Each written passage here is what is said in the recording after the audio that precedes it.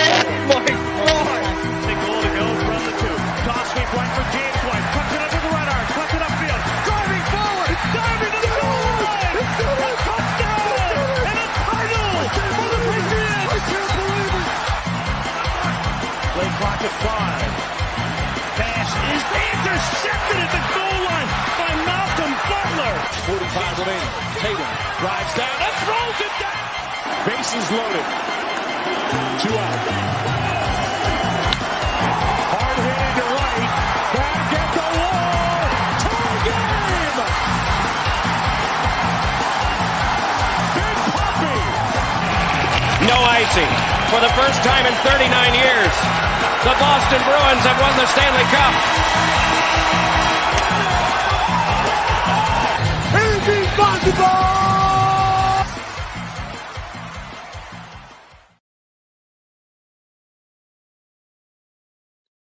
Hello and welcome to another edition of Kicking with Kruse. I'm your host, Ben Kruse. Hope you guys are having a good rest of your evening and a good rest to the end of the weekend.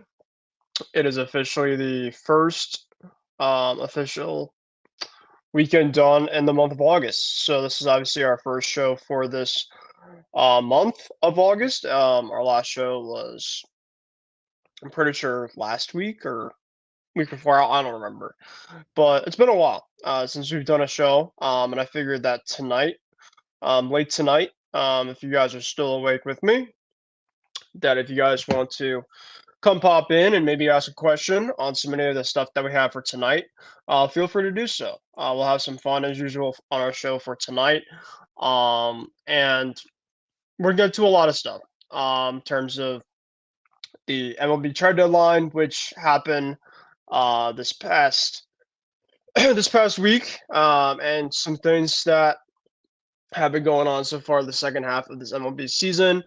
We'll also talk about our team reports as usual, and kind of go through how our teams have been doing so far the second half and what's to come coming up for our teams as we are now into the last 2 full months of the regular season. So, of course, this is the most important time for a lot of these teams to get really good into being what they want to be, especially for the teams in playoff positioning. We got some teams currently that are looking extremely good for playoff position. We're looking at some teams that are really competing back and forth, which I'd say majority of are. And then we just got some teams, like we have one that broke a record for the wrong reason today. We'll talk about that. So, and then, of course, we'll talk about NFL news. NFL is really starting to heat up now with the month of August as well, because training camps have been going on for full swing in a couple weeks. And now NFL preseason comes up this week, which I think for most fans is pretty exciting because you finally get the chance, even though the games don't count, you finally get the chance to go against another team. And, as the preseason games kind of go throughout the remainder of the month, then you'll start looking at regular season games. So, people are losing their jobs, trying for their jobs. It's a big, big time for a lot of these players. And sooner than we know it, we'll have real football at the end of this month with college football, which is obviously always fun. And then obviously we get to the end of the show and I got through pretty much my first 2 things. We'll talk a little Olympics because the Olympics, of course, have been going on. And I've been able to watch a decent amount, especially with the basketball. Of course, with the USA Olympic team and both the men and women's, mostly the men's. But that's been a lot of fun too as well. So we'll get through it all tonight. But what I want to do, of course, tonight, really quickly with you guys before we get into our overall segments, is just everything specifically down here in this ticker. If you guys like what I put on for tonight overall and you want to kind of take a look at some stuff of me or maybe some of my other co-hosts, which I plan to have one coming up later tonight, and Isaiah Leon, as well as James Gonzalez potentially, make sure to follow us on the IM6 and MI6 Sports Network on YouTube, Facebook, Instagram, all that fun stuff. Right now, I'm 6 new YouTube, and my 6 on YouTube currently is kind of what I'm looking at in terms of giving my episodes right now. The Facebook currently for I'm 6 is kind of acting up, so I'll try to kind of figure things out with that. But regardless of the fact, make sure to look at all of our content. They're not just my content itself, but every other content out there. With all of our co-hosts throughout most of our programs, we had a program last night with Isaiah Leon and Lower Antonio.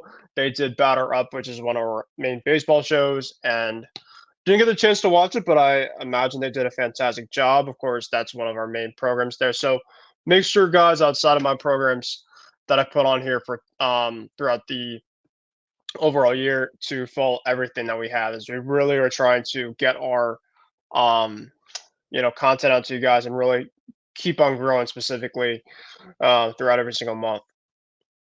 All right, so let's get started, and we're going to start with baseball. So, of course, baseball um, is really heating up at this point in time of season. I know we got the MLB trade deadline that happens at the last day.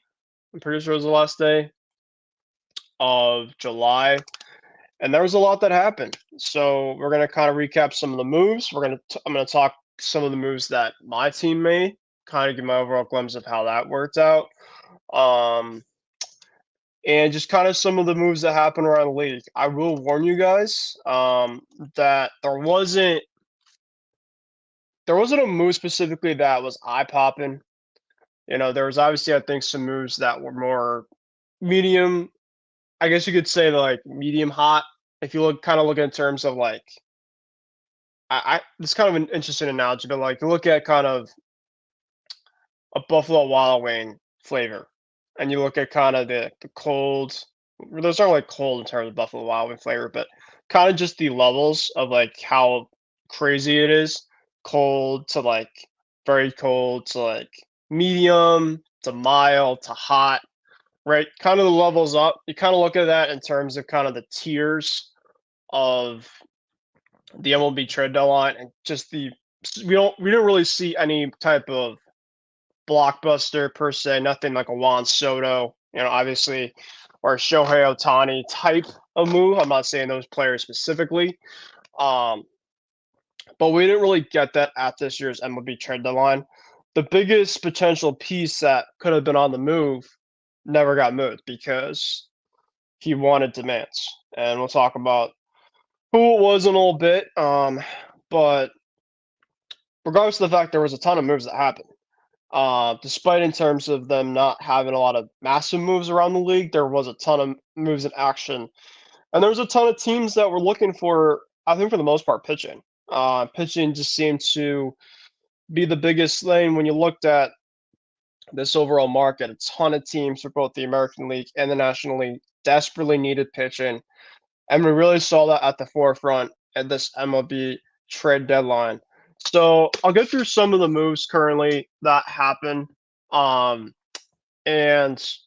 you know, I will say overall, I think that most of the moves that a lot of these teams made were pretty decent moves. I didn't really see a ton of moves to me that were like, what, or why would they do that? I mean, there was obviously a couple things, but in a market specifically, I felt with like relievers that were top, I think that's the best overall player on this market was Tanner Scott, that actually got moved.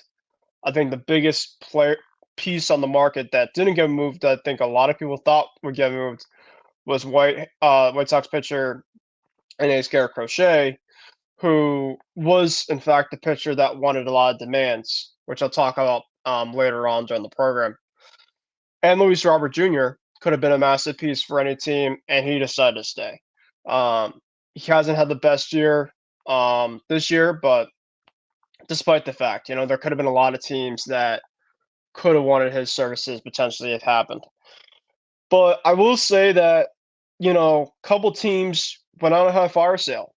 One of the teams was the Tampa Bay Rays. The Tampa Bay Rays currently, as constructed, are pretty much. I mean, they're 5 games back of the wild card. But man, they just had an absolute whirlwind of a season. Of course, one of their franchise stars, Wander Franco, has pretty much been out of baseball all entire year and probably won't play ever again, given the circumstance of what happened, which we won't talk about on the program for tonight. But a couple of their main pieces, you look at a guy like Randy Rosarena, a guy that's been there for a long time. Um, Isaac Paredes, Zach Eflin, Aaron Savali, Jason Adam, Ahmed Rosario, Phil Maton, and Sean Armstrong. All of those guys were moved.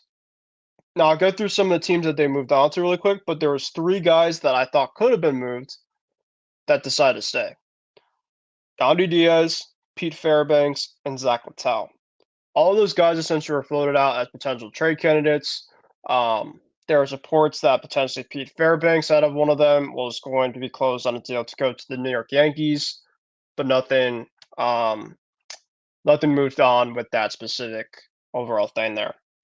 So Randy Arozarena, I would say is probably the biggest out of the whole entire names from the Rays that got moved, but he went to the Mariners. The Mariners were really struggling with offense for a long period of time, especially right around the All-Star break.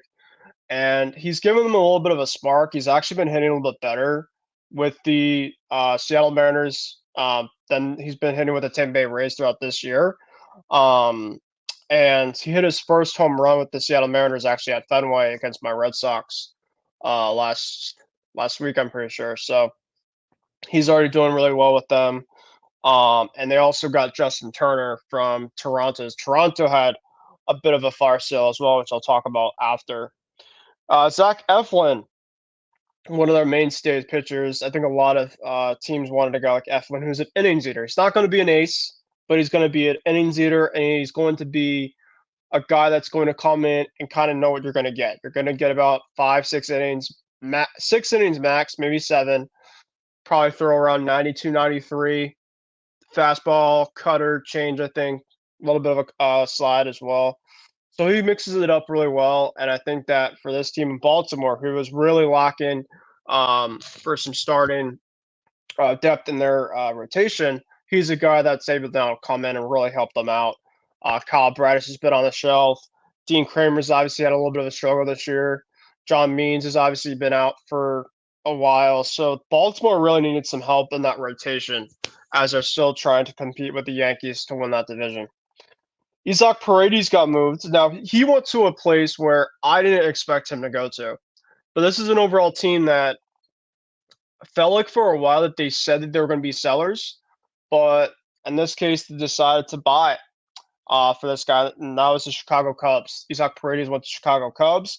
He's had kind of a tough start so far with the Chicago Cubs, but he did have a couple good at-bats tonight against St. Louis as they beat the Cardinals 3-4 in their weekend series, which, crazy enough for the Cubs are about 6.5 back of the wild card, which you feel like specifically that's a lot of games. But with the way that this overall month for a lot of these teams have been going, and if a team goes on a bad streak that is in front of you and you go on a hot streak, you could just flip-flop. You can, it'll happen. That's how crazy baseball is. So maybe Paredes can give them a little bit of a boost offensively. And on the trade back, the Cubs did have to pay a price because Christopher Morel, who's been one of their best players, a young overall, I wouldn't say star, but he's a very good player, went to Tampa, and he's already had a couple homers since he's gone back to Tampa. We bring now one of our co-hosts here, Isaac Leon. Isaiah Leon. I'm sorry. I feel like I called you Isaac for some odd reason tonight. I don't know. It's almost past midnight now right now, so I'm sorry if I did. Hopefully I didn't. But Isaiah, hope you're doing well, my friend. I was just going to ask you a couple of things. How are you doing tonight? How is your vacation in Hawaii, I'm pretty sure? Man, we're talking about vacations this summer. I went to Bermuda last month. You went to Hawaii, so we're talking lots of tropical weather. Definitely got to kind of enjoy that stuff right before summer is ending because summer's going to be ending in a couple weeks for all we know. So how are you doing, my friend? And then we'll kind of continue our baseball trade deadline stuff. Yeah, Ben, it's been a while, man. I'm doing good. I mean, I think I probably overworked myself because literally I went on vacation to Hawaii. It was a great vacation.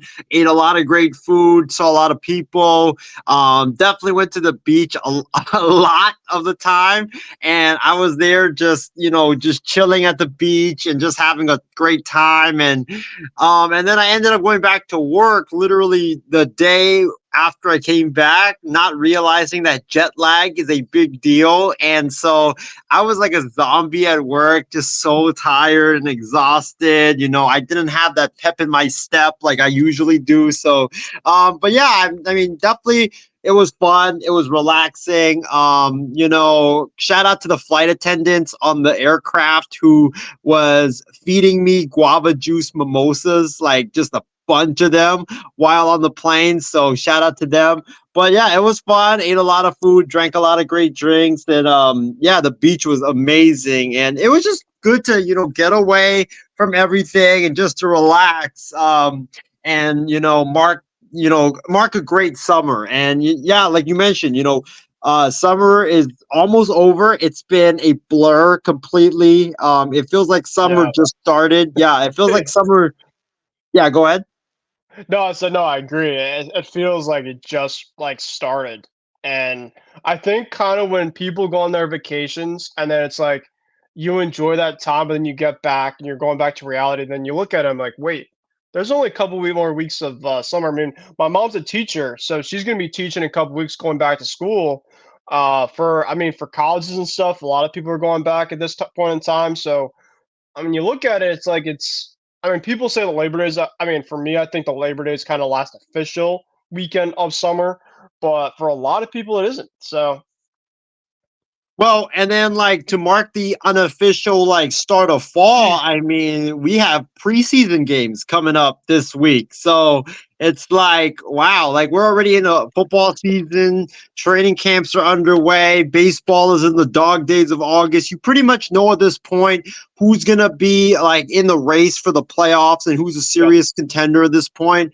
And then we have training camps coming up. College football starts in a couple of weeks from now.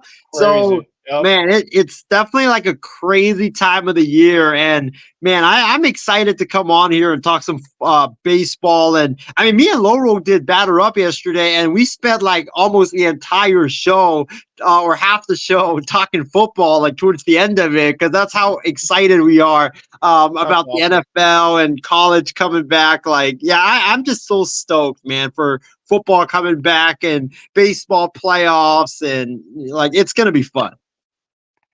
Yeah, like you mentioned, I think we mentioned last show. There's just a lot going on at this point in time, and we haven't gotten the chance to talk about what happened during baseball because a lot's going on right now with that. And the trade deadline, of course, happened last week. And before we came on, Isaiah, I was just talking about some teams that have currently been moving on from a bunch of players. And, obviously, you kind of look at the Tampa Bay Rays as kind of one of the teams that moved a ton of pieces. You look at Randy Rosarina going to a team like Seattle, who's still trying to get themselves in the overall mix. Zach Eflin going over to Baltimore. Baltimore's really lacking some starting pitching depth, so they decided to go over there and really give him something. He's had two starts over there. One of them was okay. The second one was yesterday against Cleveland, had a pretty good start. Isaac Paredes over to the Chicago Cubs. That was a very interesting one because I think Chicago is more of a selling type team, but they feel like at the same time they can still compete throughout the remainder of the season. Aaron Savali to the Brewers. That was kind of an earlier type of trade. That was before kind of the peak of the trade deadline. Jason Adam. This was the one that specifically that. I mean, look at the reliever market, Isaiah. I don't know if you talked about this with Oro, but the returns that these relievers and these stars were getting were just astronomical. I mean, it was absolutely insane. And I'll talk about the Red Sox specifically in terms of kind of like what a lot of teams are asking for and what like values were asking for in terms of they were looking for like a big reliever because I'm thank to God that Breslow's our GM right now because it was essentially going to be, and I'll just give you the hint right now. If the Red Sox weren't going to go out and get like a Tanner Scott, for instance, they were asking for the big three of Kyle Teal, Marcelo Meyer, Roman Anthony. Like that's just not happening. Those are three of your top budding stars potentially coming up. That's like asking for like the Sharks specifically potentially with like Macklin, Celebrini, and all those guys. It's essentially just asking for that for like a rental. And I just don't think that as great as this Red Sox team has been so far this year and how fun it's been, you don't want to gamble on something like that to give away. Obviously you have to give something to what you have to give, but you just don't know specifically. Rentals are always dangerous at times. If you're gonna get something, you got to be like confident about it. So that was one thing that I am glad the Red Sox didn't do. But Jason Adams to the Padres. The Padres obviously need some back end bullpen help. They got him, and they also got Tanner Scott. Phil Maton to the Mets is kind of earlier on, and Sean Armstrong to the Cardinals, which is part of that 3-team trade with Eric Fetty to St. Louis, Tommy Edman to L.A., as well as Jack Flaherty to L.A. Well, Jack Flaherty was also in a separate deal with the Dodgers, typical Dodgers. And then the White Sox got Miguel Vargas, who was a young star that is starting to play a little bit. Prayers to the White Sox, and we'll talk about them in just a little bit. Because Isaiah, I know we love to clown your A's and this and that, but man, you know what? Let's save the fun talk for a little bit after. And then, my goodness, the Blue Jays were another team. We'll just keep in the division. The Blues were another team that moved on for some pieces, but they didn't move on from any of their big pieces. Not like Vlad Jr., Bo Bichette. I know that you were talking about Vlad Jr., Isaiah, being potentially a guy that you'd love to have. But yeah, Vladdy, Bo Bichette, Kevin Gossman, Chris Bassett, and Chad Green all said pat. I was a bit surprised about that. I was a bit surprised in terms of what that they like. I'm not surprised that they stayed, but just not to get listened to. I feel like there just was nobody that wanted to listen to guys like that. That was a little bit surprising. Danny Jansen went to my Red Sox so far, not too bad. Yimi Garcia to Seattle. That was a pretty good move. Seattle really needed some bullpen help. Nate Pearson to the Cubs. Justin Turner to the Mariners. Yusei Kikuchi to the Astros. Very interesting one. That was one specifically that I feel like the Astros got absolutely fleeced with, by the way. Trevor Richards to Minnesota. Isaiah Conner left for the Pirates, which I think was a very underrated move. And then Kevin Kiermaier, kind of a lower sell, high reward type of thing with the Dodgers. So I'll go through those first two teams first, because I know that I've gotten through a couple of that with you. Is there any type of move between either the Blue Jays or the Rays that kind of stood out to you? And if there's any type of thing that maybe surprised you? Yeah, I was honestly surprised by Randy Arozarena to the Seattle Mariners, because I thought that Randy Arozarena, with his 2 years left of contract, I thought the Rays wouldn't trade him, and instead I thought they would keep him and they would build around him, continue to build around him, and just kind of view this year as like a one-off year where you're trying to, you're trying to sell a few pieces, but you're trying to get back into contention next season. And so I was a bit shocked that they traded Randy Arozarena. Like, he's a big piece of their team. So I was very shocked that they dealt him. It would have been like the Rangers trading Adolis Garcia, he's just such a big piece of the Texas Rangers that you're not going to move him. So I thought the Rays weren't going to do it. I was very shocked about that. And considering the fact that they have a new stadium coming up, which is for the first time, I think in 10, 15 years that the Rays are actually, have a new stadium. They have a plan now. They broke ground on it. So they're going to be moving out of Tropicana Field.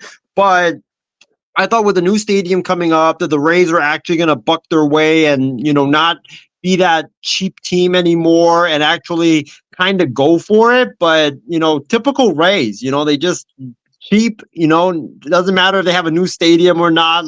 Nothing changes, sadly. So I do feel bad for the Rays fans. I think the Mariners got an amazing piece, because now you think about this: Randy Arozarena, Julio Rodriguez, Cal Raleigh, and Justin Turner all in the middle of your lineup for a playoff series. That would be crazy how much power and speed and gap to gap hitting that the Mariners have assembled. So and the Mariners, they gave up a lot to get Randy Arozarena, but you can keep Randy Arozarena for the next 1 to 2 years, and you can build around him. So with him and J Rod, I think Seattle definitely has the pieces in place now to keep up with the Rangers and the Astros in that division for at least the next couple of years.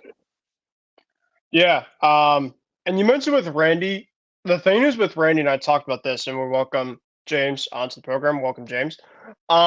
Is that Randy overall with Tampa Bay so far this year has not been great, but since he came to Seattle, he's been pretty good.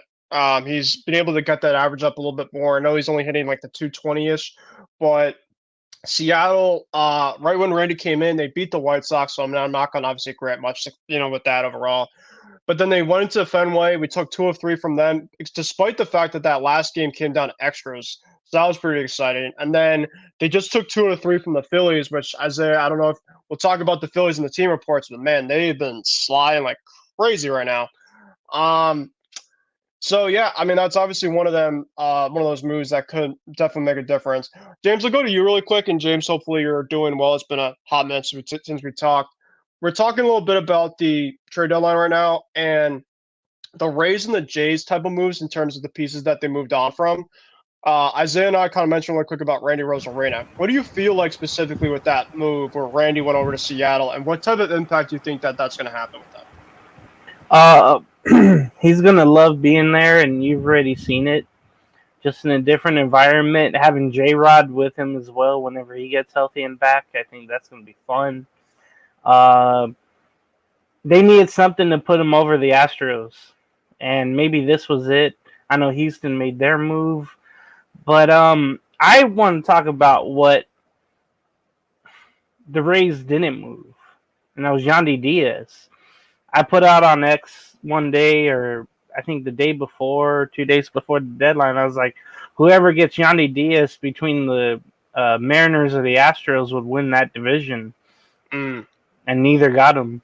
I thought he was going to get moved, but I was kind of shocked by the Rosarena trade because I thought they would keep him for the future, like Isaiah mentioned. But I was shocked by that. And then there's some other pieces the Rays could have moved as well. I was kind of shocked by the Isaac Paredes move to the Cubs. Yeah, me too. And what they gave up. Now they do have him until 2027, which is great, but it was just confusing by Chicago there. Zach Eflin going to Baltimore, I think that was a good move too. Yep. But that Rosarena deal, I was kind of shocked by that, and I was thinking, man, I don't want to face him. And later this month, I think the Angels will go to Seattle to see him again.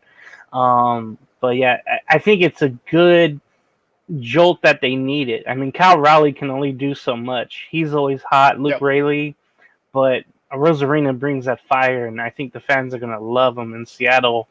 I do worry though. I know he's used to playing inside. So I know nobody really hits in Seattle for power, and that's always been a problem for them, especially late in the season. So we'll see if he runs into a kind of a roadblock there, though. I'm kind of worried about that. Yeah, we'll have to see about it. I mean, he's so far so good with them. I mean, Seattle really struggled offensively before he came in, and he's definitely given them a jolt for sure. Now, James, I do want to ask you quickly about Toronto, because I just asked Isaiah about this as well too.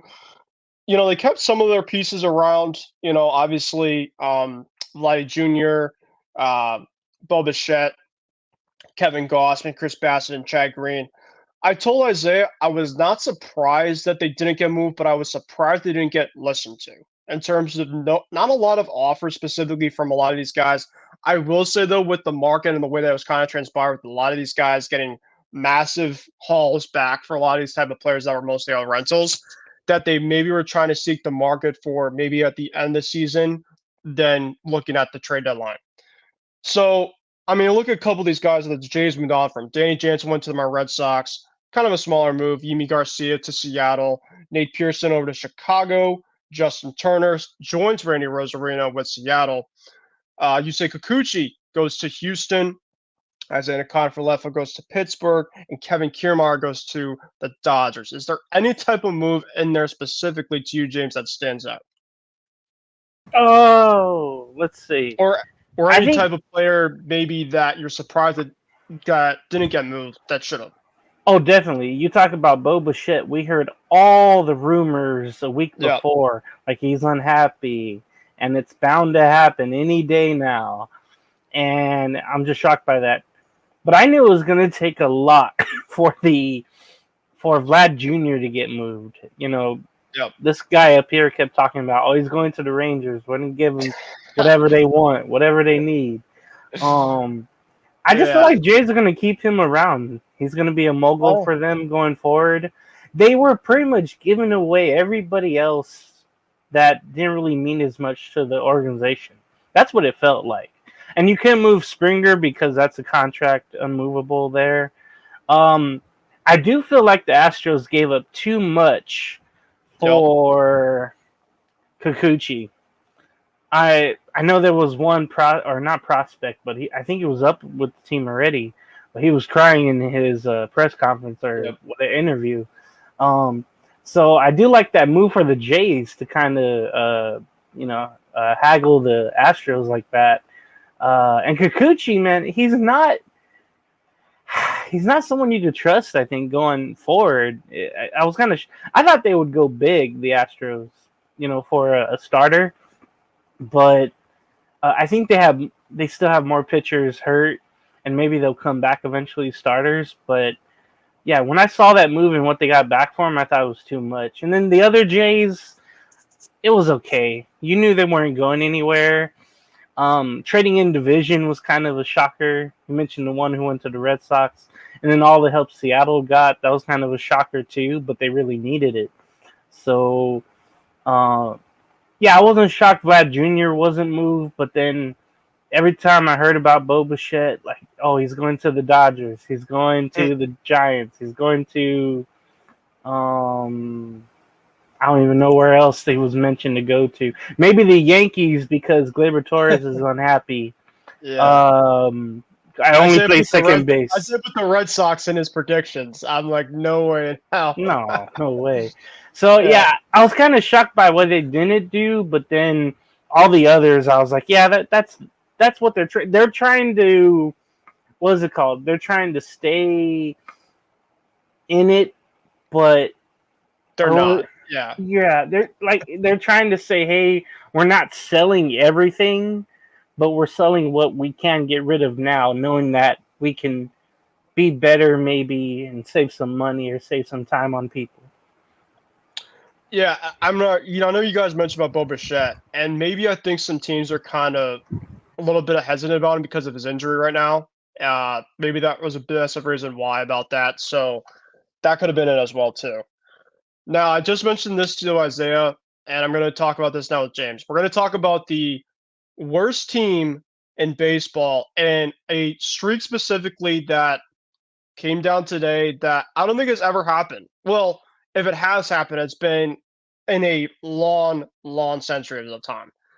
The Chicago White Sox. We're going to talk about their overall trade deadline and, of course, what happened for their trade deadline because they were supposed to be one of the biggest overall teams to watch for this year's trade deadline. Obviously, they've been out of it for months on end, probably essentially since opening day. We'll just talk about that from there.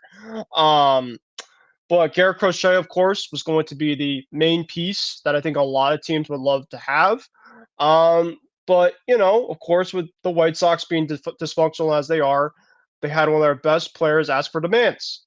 And essentially, I think that took a lot in terms of a lot of teams didn't want to have those demands of having a guy with elbow problems and this and that. And he wanted to get an extension for whatever team that he wanted to get to. So I think people were like, yeah, no, we'll pass. And that was Garrett Crochet. Everybody was talking, I know that James was talking about Bichette. Everybody was looking at Bichette. I was hearing MLB insiders talking about Garrett Crochet, this and that. And of course, understandably so, but the guy didn't even get moved.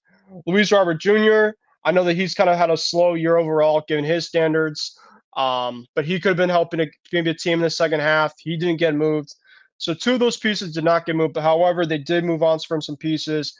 Eric Fetty went over to the Cardinals in the 3-team trade. Tommy Pham went to the Cardinals. Tommy Pham, I call it as the trade journeyman. because I feel like every single year he is somewhere new, and he does well with all these new teams. Paul DeYoung going to Kansas City. Funny enough, with Paul DeYoung, he got traded. He was playing against the White Sox the day that he got traded, so he just had to switch over to clubhouses for that overall time. Michael Kopech went to the Dodgers. I think that was a very good move for the Dodgers. And then Eloy Jimenez. Um, I know a lot of people with the White Sox postgame show were talking about how excited they were to get rid of Eloy Jimenez because of, I don't know, just a lot of stuff. We'll talk about that. But yeah, what do you guys think about some of the moves that they do move on from? For me, I think the best move was Michael Kopech to the Dodgers. I think that he can help out a lot with them. As I mean, Eloy Jimenez has had a decent start with Baltimore, but I just can't trust him. I just can't trust that he's gonna be able to stay on that field long term at all. And then Eric Fetty, I think, can maybe help the Cardinals. I know the Cardinals are still kind of in that race. Tommy Pham is just kind of a decent bat, and then Paul DeYoung is just kind of a bat that he'll be there for Kansas City when it's all said and done, but he's not going to get them much. Are you guys surprised that Garrett Crochet and Luis Robert Jr. sticked around? I'll go to first to you, Isaiah. Well, first of all, speaking of the White Sox, I do want to give Pedro Grifol a shout out because he accomplished something that few managers have accomplished in history, and that is, guess what, fellas? He's 100 games under 500 in 2 years as a manager. 100 games under 500. Not even like the worst of the worst managers have ever done that in baseball. Like it's insane what's going on. Yeah. But aside from that, I mean, the thing with the White Sox is like, I'm not surprised Luis Robert didn't get moved. I'm surprised they didn't talk. I'm surprised they didn't listen to him or listen for him. I'm shocked as hell that Garrett Crochet didn't get moved because I thought for certain that he was going to get moved. And I don't know what happened. I heard he wanted an extension. I heard he said he's not going to pitch unless he gets an extension. Like, there was a lot of stuff going on there. But the other guys for the White Sox, I'm not surprised. Like Kopech, I felt like his time in Chicago was nearing its end. You talk about some of the other guys that they had that ended up getting moved. Eloy Jimenez, I'm not shocked because it feels like the White Sox fans had turned on him and he had been like a big liability. So I'm not really shocked by that. But yeah, I mean, I think for the White Sox, Pedro Grifol is as good as gone. I'd be extremely shocked if he is not moved or if he's not fired at the end of the season. My biggest thing, though, James and Ben, is I had heard that Mark Kotsay is on the hot seat in Oakland. And the reason why is because the A's want to hire a guy with a big name, but it's like washed up, big name to sell tickets. My biggest fear is that they're gonna hire Pedro Grifol. I have a bad fear it's gonna be something like that.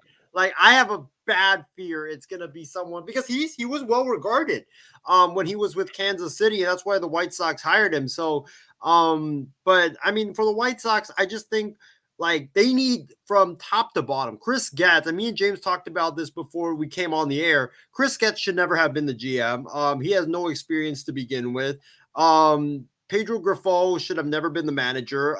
They should have hired a guy that had experience because you did have some pieces on that team that, had experience. And I mean, you had Tim Anderson, you had Luis Robert, you had Crochet, you had, I think they had like a bunch of other players.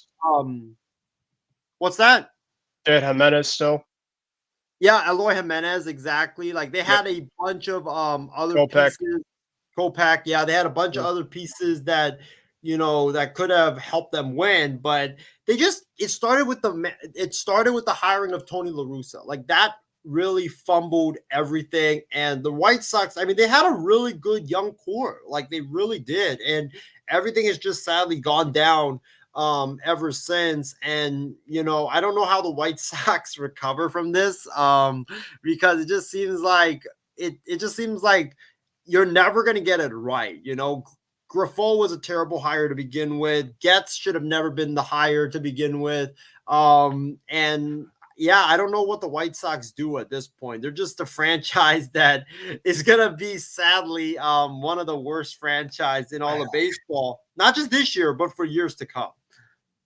Yeah. Some staggering things about the White Sox. Of course, they are now on a 20-game losing streak. Um, Isaiah, hear me out on this. I don't know if you got to see the run differential on this White Sox team. You might want to turn your camera on for this. It might you want to take a guess on it? Take a guess.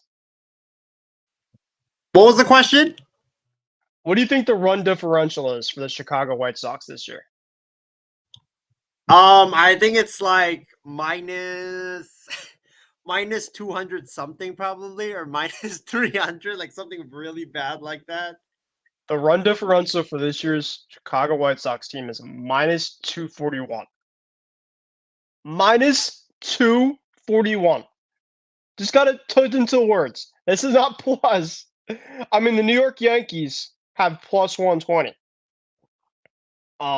Let's see the Dodgers. The Dodgers in the plus, they have plus 95. They're in the negatives, and they're in the negatives by a lot. They haven't eclipsed yet 30 wins. They're still 27 wins. They're 87 losses on the season, and it's at the start of August. I mean, I just don't even know what to say. I mean, I was even seeing a tweet today on Twitter from a Red Sox reporter. Yes, thankfully that my Sox are in a much better state than the other Sox. I will say that. But even though there was a Red Sox reporter after the game today, he said, given where the White Sox are, a 20-game losing streak is not impressive. Like, it's even as bad as you are, because maybe like another team might have a bad injury, maybe a team has just a really off night, and they're still they still can't win. They can't, like, I don't know, like now it's essentially like these teams are just looking at them on the schedule, and they're looking their chops. It's like, all right, we need to look at Kansas City, Minnesota. Yeah, the White Sox just need a massive tear down for everything. And I just feel bad. I feel bad for their fans. I'm looking at overall team stats. They only have 95 home runs. Their slugging percentage is awful. Andrew Vaughn could have been a guy that could have been on the move. He never got moved. Gavin Sheets hasn't been great. Nobody said that is batting 300. I think Yuan Moncada, I don't know where the hell he's been. Andrew Benintendi has had one of the worst years ever, and I love Benintendi, but his OPS has absolutely been brutal. Everything is just disaster there with the White Sox, and I hope for their fans and stuff, they deserve better. I really do. It's an overall big market. And yeah, we'll see if they go to 30 now with their losses. It could get really, really ugly given already how ugly it started. Already been going over there. So This might be the worst team in baseball. Like, this legitimately might be the worst team in baseball, because like you mentioned, like when you get swept, like, it's hard, because baseball is a game where every day is a new game, every day is a new day, and it's like hard to get swept. Like, it's easy to lose series, obviously, but it's really hard to get swept. Like, it's not rare, but it's hard for a team to sweep another team. And for the White Sox to not only get swept once, but to have been swept like 6 times, 7 times in a row, like, that's impressive, to be honest. Like, that takes the term sucking to a whole new level there in Chicago. Hear me out on this, Isaiah. I'm going to go through every single month and see it. I'm going to tell you how many wins that they had for each month when you look at the White Sox. So in April, they had a total, let's see here, of 4 wins in April. And March, they had a total of, let's see here. There are no wins in March. Let's go to May.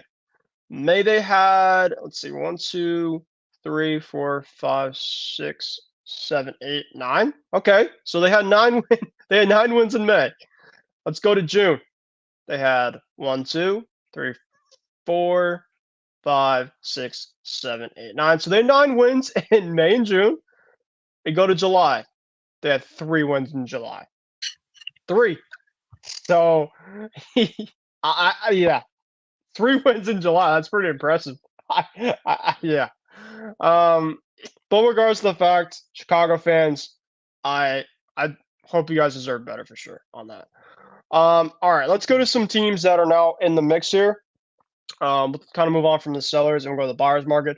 Let's go to the New York Yankees as they decided to go out and get, I wouldn't say the big fish, but a pretty impactful bet, and that's Jazz Chisholm Jr. I know that there was reports before the fact they got him that they were kind of hesitant about his off the field stuff, this and that. Um, but maybe it's given the fact that Gleyber Torres has been playing this year, and they just needed kind of a spark. The Yankees were kind of in disarray for at least a good couple months, and you need to get a spark going. And he came in and pretty much gave him pretty much right off the bat. He had the most home runs in a really short sample size that I don't think any other Yankees done before. He had 2 home runs against the Phillies in the first game he faced them, then 2 home runs, I think, in the second game or whatever. I don't remember, but there was a massive series that the Yankees swept the Phillies in Philadelphia, and Jazz Chisholm had 2 home runs in 2 of the games. So he's given them a lot so far. I mean, he's just given them a spark. He's been playing third base. He's been playing a position that he hasn't really played a lot, but he's just very flexible and very athletic.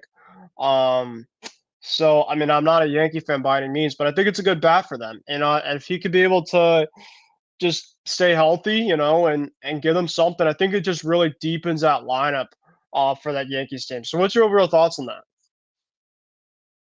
I really love this move by the Yankees. I think this was a season-saving, game-changing move for the New York Yankees. They, like you mentioned, they were in a rut the last several weeks.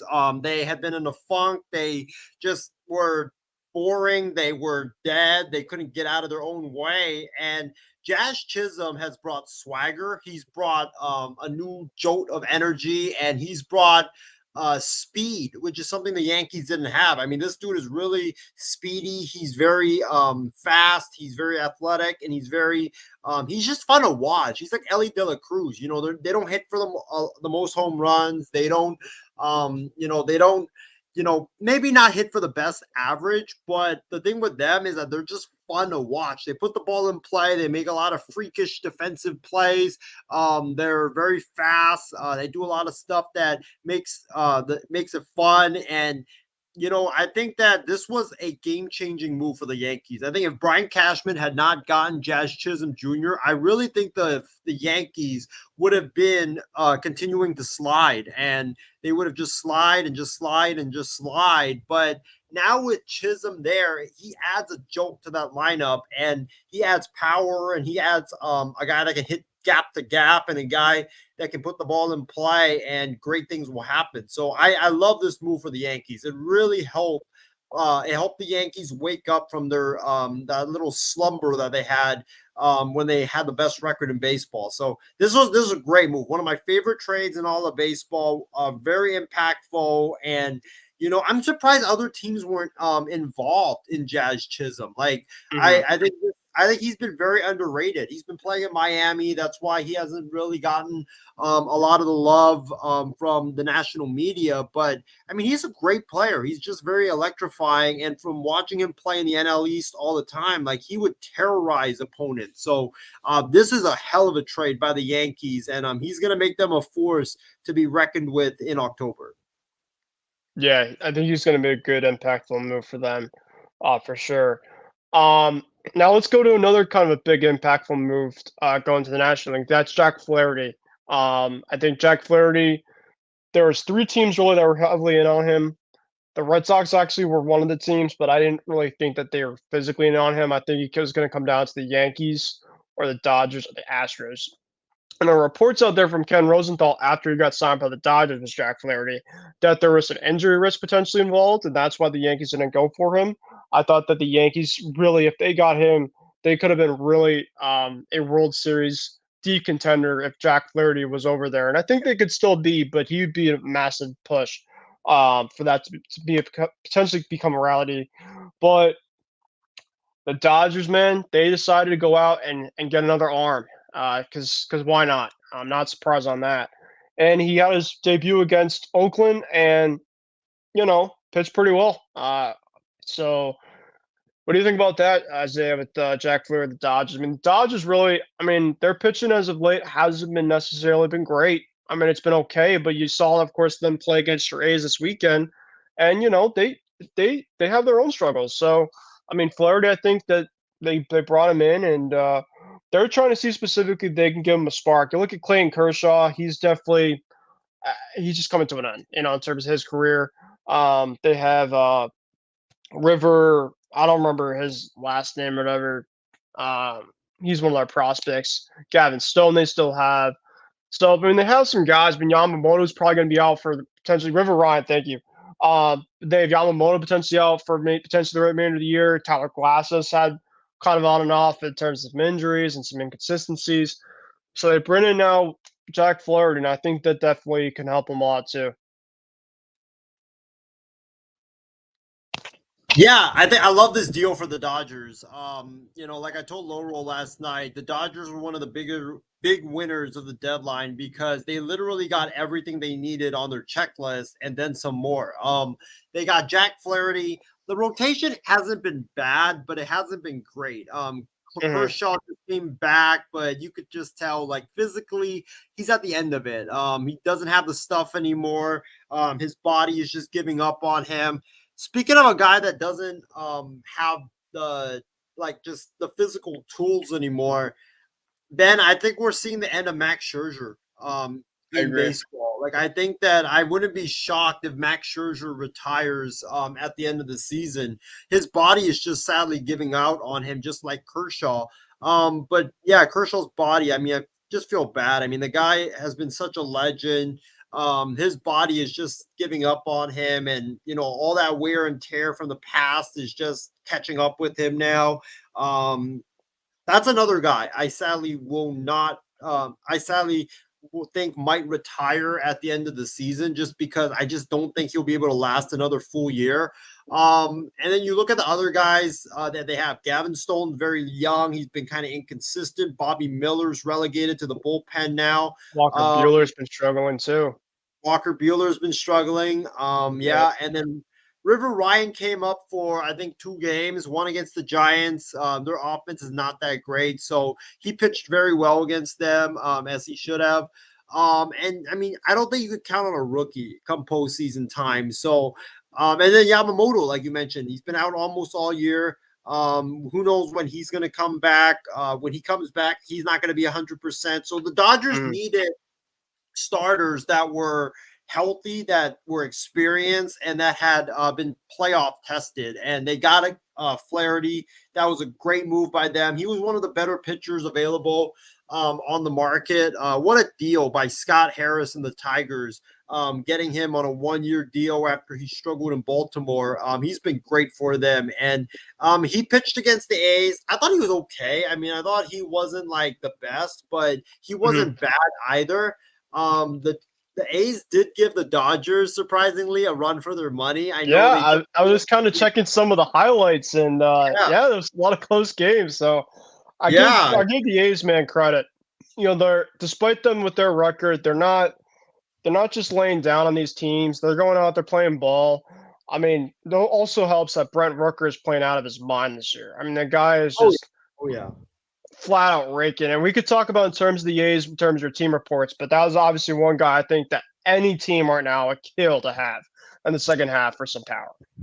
Yeah, like I'm glad they didn't trade him, but I mean for Flaherty, it's a great move. They didn't really give up a lot. I think out of all the trades that they made, for the Dodgers, the most they gave up was Miguel Vargas. And the thing with Mhm. Miguel Vargas is he had kind of been like out of place with the Dodgers because they Right. have so many guys in the infield and outfield. They have so much depth where you didn't really need Miguel Vargas and made him very expendable.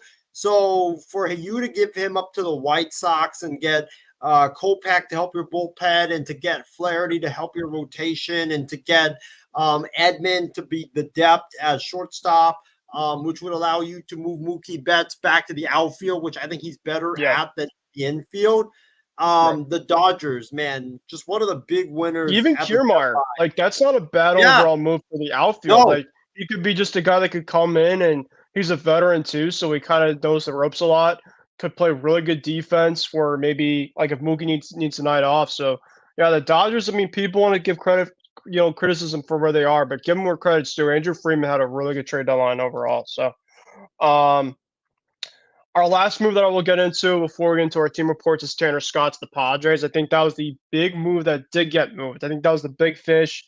And you look at the Padres right now. The Padres obviously have been playing relatively well, I think, all things considered. I haven't been watching them enough to make that gauge, but I think overall they've been playing okay. I mean, I'll take a look quickly in terms of where they stand really quick.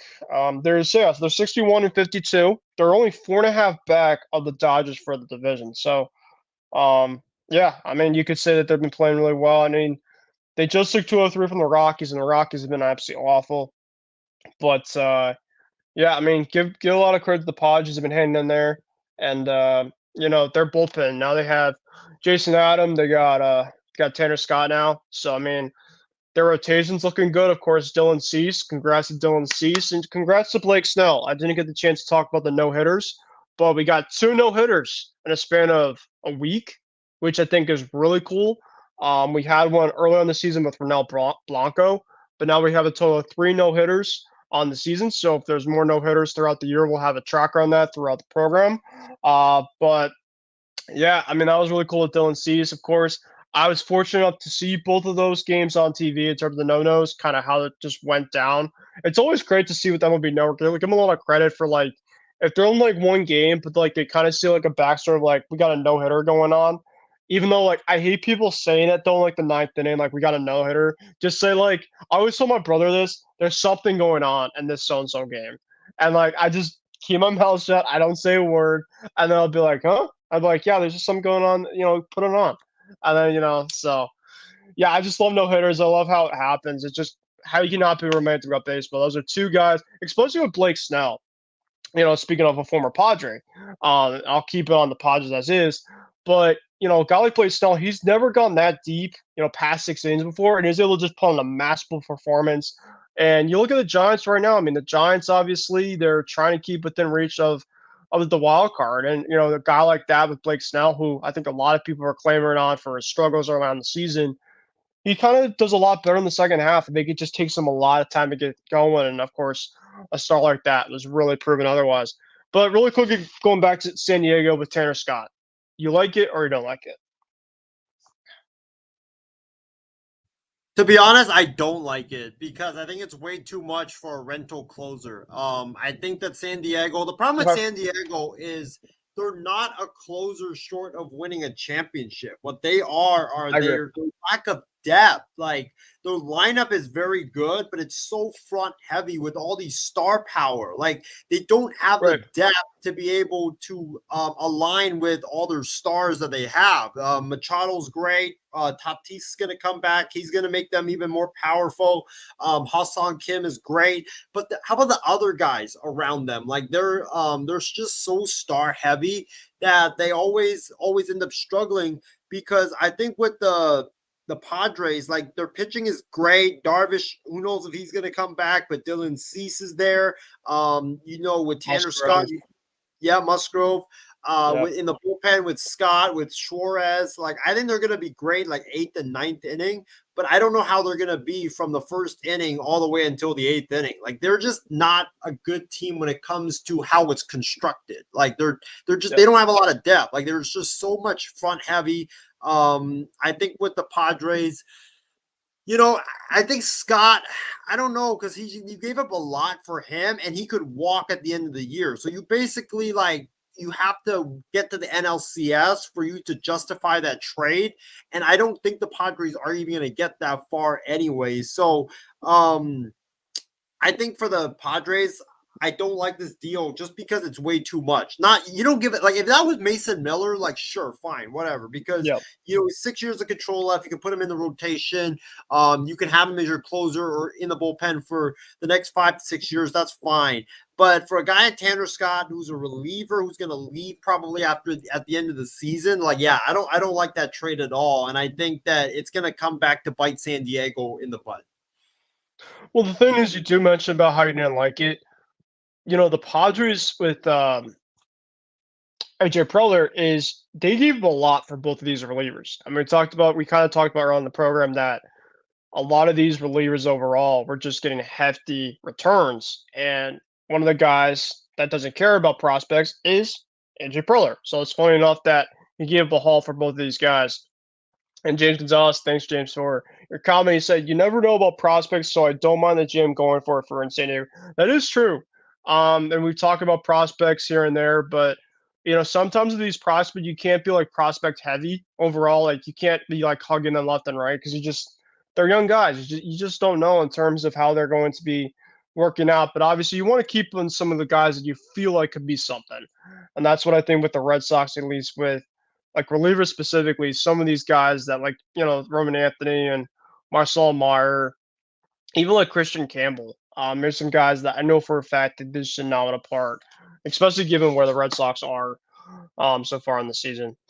Let's go over down to the team reports. And we'll start with your Phillies, Isaiah, or do you want to go with the A's? Because I know that both of your teams have been kind of slumping as of late. But it's still a long ways away with the season. I mean, you look at the Braves; they still haven't been playing as well. They've been catching a lot with injuries. But yeah, I mean, the Phillies right now are kind of going through it. So take it to you. It's time to panic in Philadelphia, Ben. God. So the Phillies have been playing lifeless baseball for like the last. This is not even a 1 week thing or a 2 week thing. Like this has been like a month thing for the Phillies. Like ever since they swept the Dodgers. I don't know. Maybe the Dodgers put like a curse on the Phillies or something. Like the Phillies have been playing just really awful baseball. And what even is more worrisome is the guys that you think would come through and be the stars. They're not hitting. Like Bryce Harper, I think prior to today was like 1 for his last 35 at the plate, something like that. He hasn't. He was throwing mightily. Yep. I read this stat somewhere, I think yesterday, after the Phillies lost to the Mariners on a walk-off walk. Bryce Harper has not had a multi-hit game since before the All-Star break. And that's like what, like 3.5 weeks ago? Like it's been awful for the Phillies. And Ben, I think one of the big winners of the All-Star or the trade deadline was the Phillies because as James is mentioning in the comment section, we got our lockdown closer in Carlos Escobar. Like, I've been clamoring for I've been clamoring for Dave Dombrowski to go get a shutdown closer because I said, hey, you cannot do this bullpen by committee thing where you're putting Jose Alvarado, Sir Anthony Dominguez, Gregory Soto, Jeff Hoffman, Matt Strom. Like you can't do that where you're just playing the matchups in the 9th and the 8th inning. Like it's always going to come back to bite you. So I'm glad they got someone to slam the door shut in the 9th inning. I think Carlos Estevez is like the best closer that we've had since Brad Lidge and Ryan Madsen back in 08 and 09 and 2010. So I'm glad that we actually have a closer now because oh my gosh, I remember those days of, we had Sir Anthony Dominguez. That didn't work out. Then it was Jose Alvarado, and that didn't work out. And then it was freaking Ian Kennedy in the 9th inning. And I remember like watching these games, and he would just give me a heart attack every time he pitched, where he would Craig literally Kimbrell. Kimbrell. That was hard. That's heart attack at its finest. Is watching Craig Kimbrell now pitch. Honestly, I'll tell you, the worst was Brandon Workman. I cannot forget. We're in the same boat for that too. Red Sox and pitchers too. I mean, Matt Strom, you guys have right now. You talk about just pitchers that we both had that have given us heart attacks. I could you not that Red Sox game in 2018, I think against the Yankees, where Craig Kimbrell was just walking guys left and right. I'm like, no way. Thankfully, he got it done, but like my heart legitimately was probably at a worse pace than not. It was so bad. I think when the pandemic first started, and I think when the Phillies baseball first resumed, and I think the Phillies had just gotten Workman from your Red Sox, Ben, at the trade deadline. I was psyched because I've always liked Brandon Workman. Like I've always liked the guy. But when I watched him pitch, this dude, I kid you not, he would get into trouble every game that he pitched in, whether Sounds it was a about right. yeah, whether it was a 1-run game or a 2-run game or a 3-run game, you would find Mm. yourself like on the edge of your seat because you would be like, "Oh my god, this guy's gonna blow it! Like he's gonna blow it!" And then he either blew it Oh. or he somehow figure out a way to get out of it. And you're just like, "Dude, can you just have a 1-2-3 inning?" Like he never had a 1-2-3 inning. Like I don't know why that was the case. And even when the Phillies got Ian Kennedy, I was like so psyched because I had watched him pitch in Arizona and Texas. I was like, oh my God, we got a legit closer now. And Ian Kennedy was the same problem. So I'm just glad that the Phillies got Carlos Estevez. It's been a long time since we got a shutdown closer. Finally, we got a guaranteed in the 9th inning. And, it's great that Dombrowski made that trade, but the Phillies are just, I don't know what's going on with them. They've lost 13 of their last 17. They've lost 6 in a row prior to winning today. They've got a really gruesome road trip coming up where they're playing the Dodgers, then they're playing the D-backs after that, Yeah. and then I think they're playing God. Tampa. So it's going to be rough. Like, I think it's time to panic in Philly. The Phillies division lead, which was once 12 or 13 games, is now down to 5. And the Braves and the Mets are just at our heels right now. And with the upcoming road trip, like the Phillies got the Dodgers for 3, they've got the D-backs for 4, I think, coming up. I could see Philadelphia only winning one of those or 2 games combined the rest of the way. Like that's how tough the competition is going to be. And like, I don't know, the guys just aren't hitting, and it just doesn't make any sense when you have that talented of a lineup. I think yesterday I saw Trey Turner make a ridiculous error where, like, he's ranging far to his left to get a ground ball, and then he overshoots the first baseman by a mile. Like, I just Mm. didn't get it. Like, it's just everything's wrong with the Phillies. They're not hitting, the pitching, the bullpen's blowing it left and right. Our starters outside of Zach Wheeler and Aaron Nola haven't been good, during this stretch, and we just can't field. So I don't know what's wrong with the Phillies, but it's certainly time to panic because Atlanta's got a pretty soft schedule coming up, and Philly's got a really hard schedule. And Ben, I hate to say this, but this reminds me of when the Eagles choked hard to end the season. Remember when they lost like Oh, man. 6 out of their last 7 games, lost the Yep. division, and ended up losing in the playoffs? That's what it reminds me of. Like they started hot and then they ended up going like that the rest of the way. And if the Phillies end up completing this collapse, like this will be one of the biggest collapse. Like you talk about your Red Sox collapse from 2011. Sorry for bringing that up, but this Okay. Phillies collapse will be even worse than that, to be honest. Mm. But yeah, that's my team What- report on the Phillies. The Phillies, it's time for panic in Philly. Like they not Dave Dombrowski, but Rob Thompson has to do something. Maybe switch up the lineup, maybe go out and get ejected and fire your team up. But he has to do something. Like this has been going on for too long right now, and it's not okay. Yeah, no, I don't blame you. I mean, I think specifically with like the dog days of summer, there's a lot of teams that just haven't had that hiccup yet in terms of their schedule. And I think with the Phillies, they're just kind of going through it. I mean, at Bryce Harper, I mean, today obviously they had a pretty good win. Sometimes it just takes only one. And I know with the Phillies, like this week, if they can have a couple good series this week against really good teams, maybe that gets their confidence back. I mean, the Dodgers and Arizona, 2 teams. You got, with the Dodgers, of course, the team that's up there with one of the best in the National League. You got you go into Arizona, who you just faced in the National League Championship last year. So this is a really good test for the Phillies. I mean, I looked at the end of their schedule in the month, Isaiah. They got the Astros and they have the Braves. So you just want to talk about this month for the Phillies. They got to figure things out. It's going to be something where if they don't have a good month, they could get really, really fascinating for that top of the NL East, to say the least, for sure. So we'll see what happens there. Do you want to talk about the Ace or? This might be one of the times where I actually do because the A's have Okay. actually been really good in July. They've been very fun Mm, to watch. And credit to them. I mean, credit to Mark Kotze and his coaching staff. I know last year and the year before, I was ripping Kotze a new one, saying the whole coaching staff needed to be blown out the door and fired. But hey, they're fun to watch. I mean, they're in every mm, game. They're competitive. It's close. They're hitting home runs. I think since July, and I think I told James this, since July, I think the A's have led baseball in home runs since July. mm. Like they're hitting a lot of home runs. Guys like Lawrence Butler, he changed his swing and he's stepping up.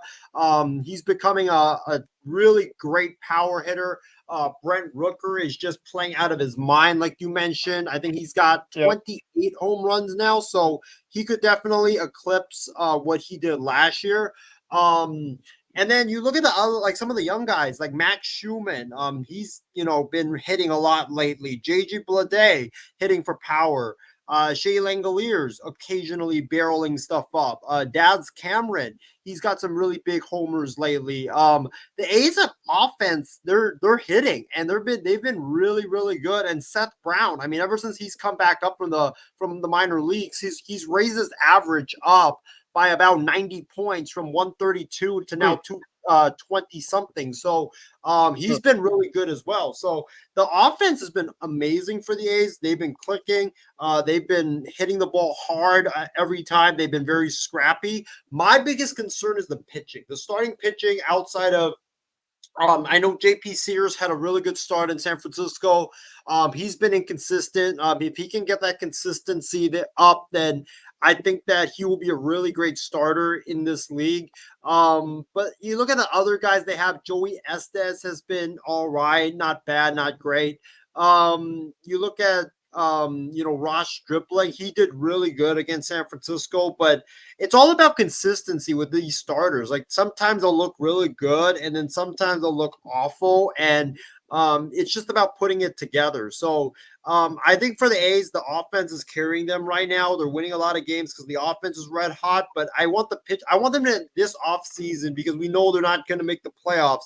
I want them this offseason to go that Kansas City route where you have these promising young pieces and you just take the next step by surrounding them with veterans in the pitching staff, couple veteran starters, maybe a Mhm. couple of veteran bullpen pieces. Then I think the A's, believe it or not, Ben, I think the A's could be in contention for a playoff spot because this team reminds me a lot of Kansas City, where Kansas City Mhm. started off bad last year, but at the end of the season, they really picked it up, and you could tell the young guys took that step up.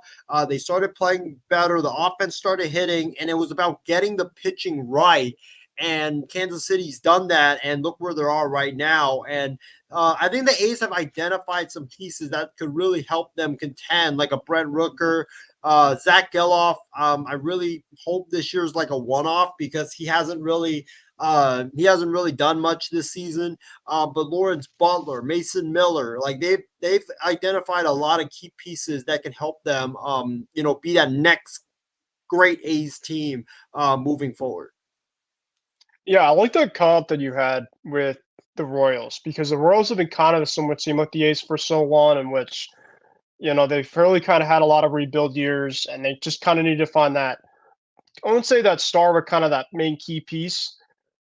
It feels like it's Rooker and Mason Miller, kind of two guys you have, offensively and pitching. So, you kind of build around them and you kind of figure out what type of identity you have. It feels like if they get maybe with the right manager too, it could get interesting for them. So, really happy for you, Isaiah, and they're double the wins of Chicago too. So, I mean, you guys have definitely taken that next jump, and you're giving a lot of teams a run for their money. So you got to be proud. Ben, if the A's end up firing Kotze because they want to chase that like big name to help sell tickets, um, do not rule out Ron Washington because if he gets let go by Anaheim, and I think I saw a report because their GM doesn't have he doesn't have any years left on his contract. And I could see Ron Washington being let go by the Angels. And that's the thing with the Angels, and I hate to go off the topic, but the thing with the Angels, and That's okay. I hope James comments his like team report about the Angels because it's going to be a guarantee like this thick, just ranting Oh, about man. how bad the Angels are.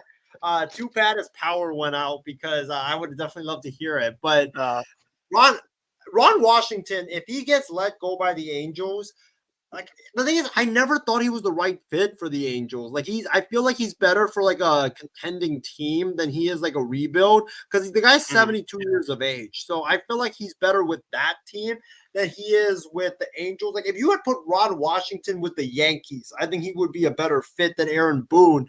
But the thing with the Angels is they're just the same. They're not as worse like the White Sox, but it's like a recurring cycle where you fire the GM, you bring in a new GM, but the manager is not his guy. So the next year you fire the manager, you bring in the manager, then you fire the GM again. And then it's the same cycle all over again. And now you Yeah. bring in a new manager, and the GM's contract is about to run out, and you're about to have a new GM, and he's probably gonna bring in his own guy. So yeah, I mean, I feel bad for you, James. I really do. Like I never thought that the A's this season would actually have been a better record than the Angels. Mhm. But well, I mean the A's are 4.5 back of the Angels for a bet for the fourth place in the AL West. But I Battle of the mean, Cellar. yeah, battle of the cellar, exactly. And Yep. I mean, shout out to the Angels for taking 2 out of 3 from the Mets. That was very impressive. But yeah, the Mhm. Angels, I don't know, like they just it just sucks that it's I this agree with James's comment cycle. here too. He said pissed the Angels didn't give away pieces that they had. Teams going in no direction. No, I don't blame them. I mean, because they're currently No, just in a position where Mike Trout's out, of course.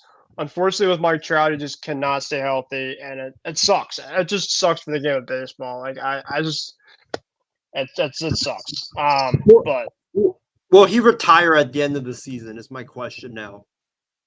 no, I think that he is. I think that he's just not gonna have to play in the field. I think that something's gonna happen where he's got to potentially have to be a permanent designated hitter. Just focus on keeping his legs healthy. And if he plays in the field, it has to be just as not much. He just can't be an everyday type of fielder at this point in time. But I think he still loves the game. I think that with the Olympics in a couple more years, with baseball maybe, I think he hopes to still play with that. So it's a good question, but I doubt it. I also think that he's looking at this overall baseball thing. He could still believe that he's still the best player out there, compared to some of these other guys. So I think just from his heart specifically, I think it would be a lot for him to just give it up at this point in time, despite kind of what he's gone through. I honestly won't be shocked if we have a Trout trade this offseason because most likely the Angels are going to have a new GM. They might have a new Hmm. manager if the new GM decides to bring in his own guy. Like if I'm Trout, I wouldn't. I know you're loyal, but at some point, you got to break at some It's point. like Damian Like Lillard, yeah, with Portland. You exactly, sometimes just have to move on. It's a business. exactly. And I think Trout. The thing is, I don't know. I know he wants to go to Philly because he was 30 minutes away from Citizens Bank Park, but I just don't know if Philly would want him at this point because you do have a center fielder in Brandon Marsh who makes less, and they have so much money tied down where I don't even know if they would want that. But yeah, I think for the Angels, like since we talked about the trade deadline earlier, like they're one of the biggest losers of this deadline because, like Right. James mentioned, like you had so many other pieces that you could have traded, but you instead only traded 2 of them when you're not going anywhere. And sadly, you don't have a future. Like you don't have any prospects to build around. You don't have any young Hmm. guys that maybe Logan O'Hoppe and Nolan Shanuel. But other than that, like you really don't have like a nucleus of young guys where you could be like, yeah, this is the core that we could build around. Like you were supposed to Hmm. get that by trading Renhefo and trading like Taylor Ward.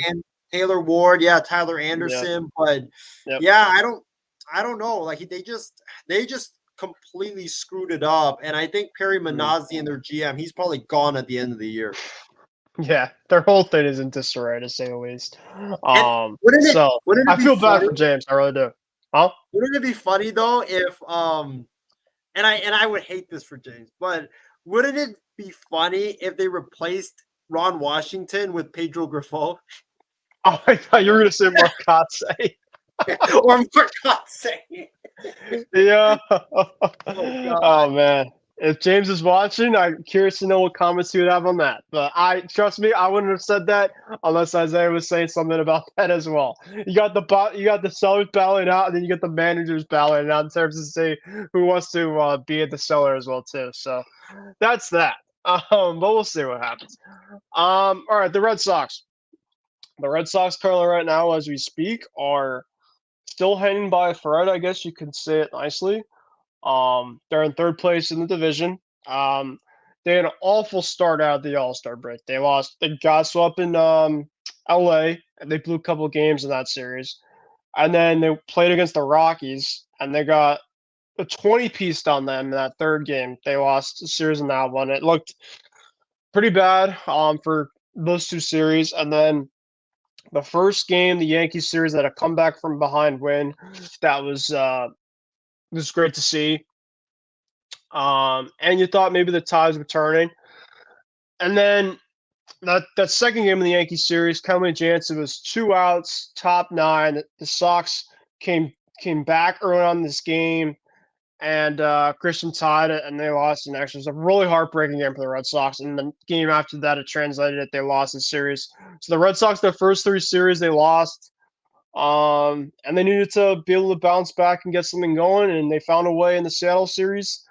They won the first game. They had a tough one the second one, but then they had a three-run walk-off win.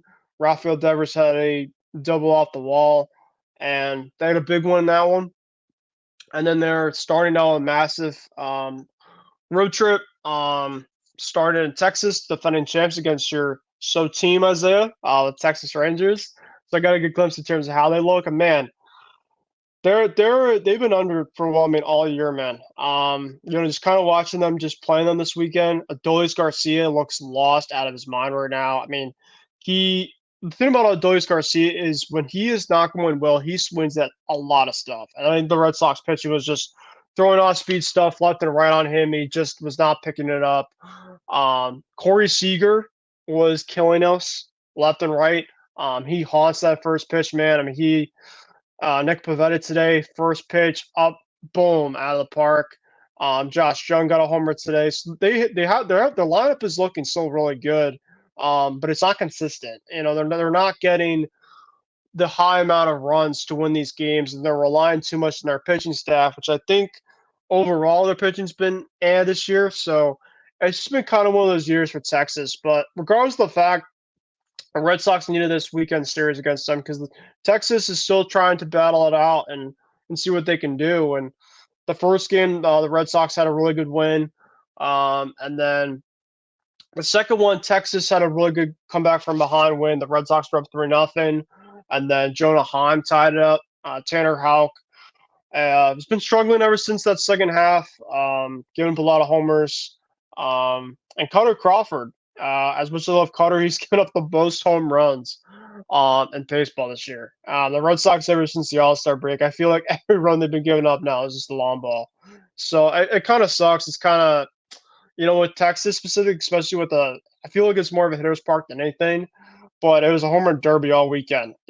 Funny enough, with the home run derby in Texas during the All-Star break, it felt like the home run derby all over again with the Red Sox and the Texas team battled out this weekend. But the Red Sox offense right now is hot. They're playing really well. The Red Sox currently, I looked at the team stats of the Red Sox. The Red Sox are in like the top 5 for pretty much everything. Still currently to this day. They don't even have Tristan Casas coming back just yet. He's in AAA right now. So it's been pretty impressive how they've been able to keep their hitting around. Jaron Duran had a big day today. He's obviously been playing at a high level all year. Masa Yoshida's been able to hit a little bit better as of late since the All-Star break. Ceddanne Rafaela has been playing really well. They're just getting guys playing loose. And it's been kind of a team that this year that even through some slumps throughout a lot of this year, they've been able to kind of get themselves back on track. But the biggest thing is now about this month. Their schedule is just like last year's schedule in August, where it gets extremely brutal with the gauntlet. And with the pitching staff specifically, I mean, they added a couple pieces in Luis Garcia and Lucas Sims. I really like the pieces that Craig Breslow had. they're not obviously mind-blowing moves per se, but it really strengthens that bullpen that I feel like before they got those two guys were kind of weakened at. I know Kenley still was pitching up, but Chris Martin's been hurt. He's coming back this week. Liam Hendricks is starting a rehab assignment. So the Red Sox, their bullpen's going to be lethal. And, specifically, and now it's going to come down to specifically can they keep, who can they not keep. And feels good to have a bullpen because for so many years as a Red Sox fan, I mean, the bullpen was one of my biggest worries biggest worries for a while, especially with, kind of feel like the Phillies this year with the bullpen by committee. I had to experience that so many years with the Red Sox, and it sucked. It really, really sucked. But I'm glad that the Red Sox actually have a bullpen that they can trust on. But yeah, they have Kansas City this week, arguably the biggest series of the season. Kansas City just does not lose right now. They had they were down by 3 runs. No, 2 runs today, or now yesterday, in terms of my area. 2 outs. MJ Melendez comes up and threw a home run against Detroit. So theoretically, if the Red Sox won, they would have gotten a game. Instead, they're still 2-0 back. So this is going to control their own destiny. They got Kansas City coming up this week. Then they have Houston. Then they have those two, Houston and Texas, are coming up at home. Then they go to Baltimore for 4, to Houston for 3, Arizona at home, and then they got Toronto or something. But that whole stretch for a good couple weeks is just going to be brutal. But I chose this Red Sox team to hang in there, and if they can hang in there, if their pitching can kind of keep them afloat, then you got to feel pretty good about September, because September isn't as bad, but you really have to get through this month to even give yourself a chance to have meaningful baseball come September. So we'll see, but that's the Red Sox report for you. I also want to give a quick shout out to Willie Abreu today. He was playing for his grandmother who passed away last night. After the first home run, he was in tears in the dugout, and nobody knew what was going on. He went out to the field, and he was still kind of fighting back something going on.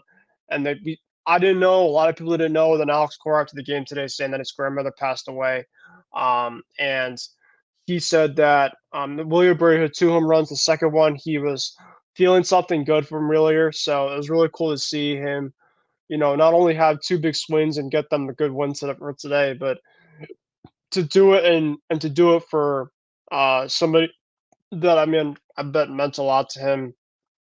I mean, shit, I really know how that would feel specifically for my family as well too. My family members that have passed away, especially with my grandmother too. So yeah, rest in peace to Willier's grandmother, and glad that he was able to give her a nice tribute. So, all right, now with baseball being conclusion of done, we got a ton of comments here. Give you guys a lot of shout out for that. I will read the comments at the end of the show, because let's go to football. And football, Isaiah. Let's go quickly kind of recap the Hall of Fame game, because we did actually kind of have a football game technically last week. I don't know if you got the chance to watch any of it, but we had a Davis Mills masterclass for at least a little bit. Yeah, it was probably against the third string. I know. Everybody, relax here, but we're just having it for the fun of it, the sake of it. It was really nice to have football back in a way. You hear Joe Buck and Troy Aikman kind of on the call, and it's man, it's good to see the kickoff and stuff like that. But I will say with the kickoff rule, and that was my next thing. So for those that didn't know, they brought a new kickoff rule in for this upcoming NFL season, and it's the kickoff return men are more now in a line, except I don't know. It just kind of it's gonna get a lot of used to. It's kind of I guess the pitch clock maybe in baseball, but it's one thing specifically that I don't really care specifically how the actual Hall of Fame game went, despite actual football being back on. But the kickoff rule is definitely something I was looking at. And what do you think specifically on that before we get into some preseason talk for this week? Yeah, I didn't like it. I thought that it makes the NFL look like a gimmick.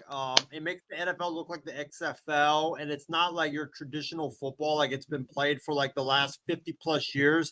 It's why? Why are you making this change. Like I like how it was before, where like you had the two teams standing like just separated, and then you have the kicker kicking there. Like that's how football's been played, sadly, for the last like 50, 60 plus years. So for it to be like this now, it's definitely it feels gimmicky. Like it feels like the NBA, if the NBA like adopted, for example, like a 4 point line where it would be like Mm. just so gimmicky in a way.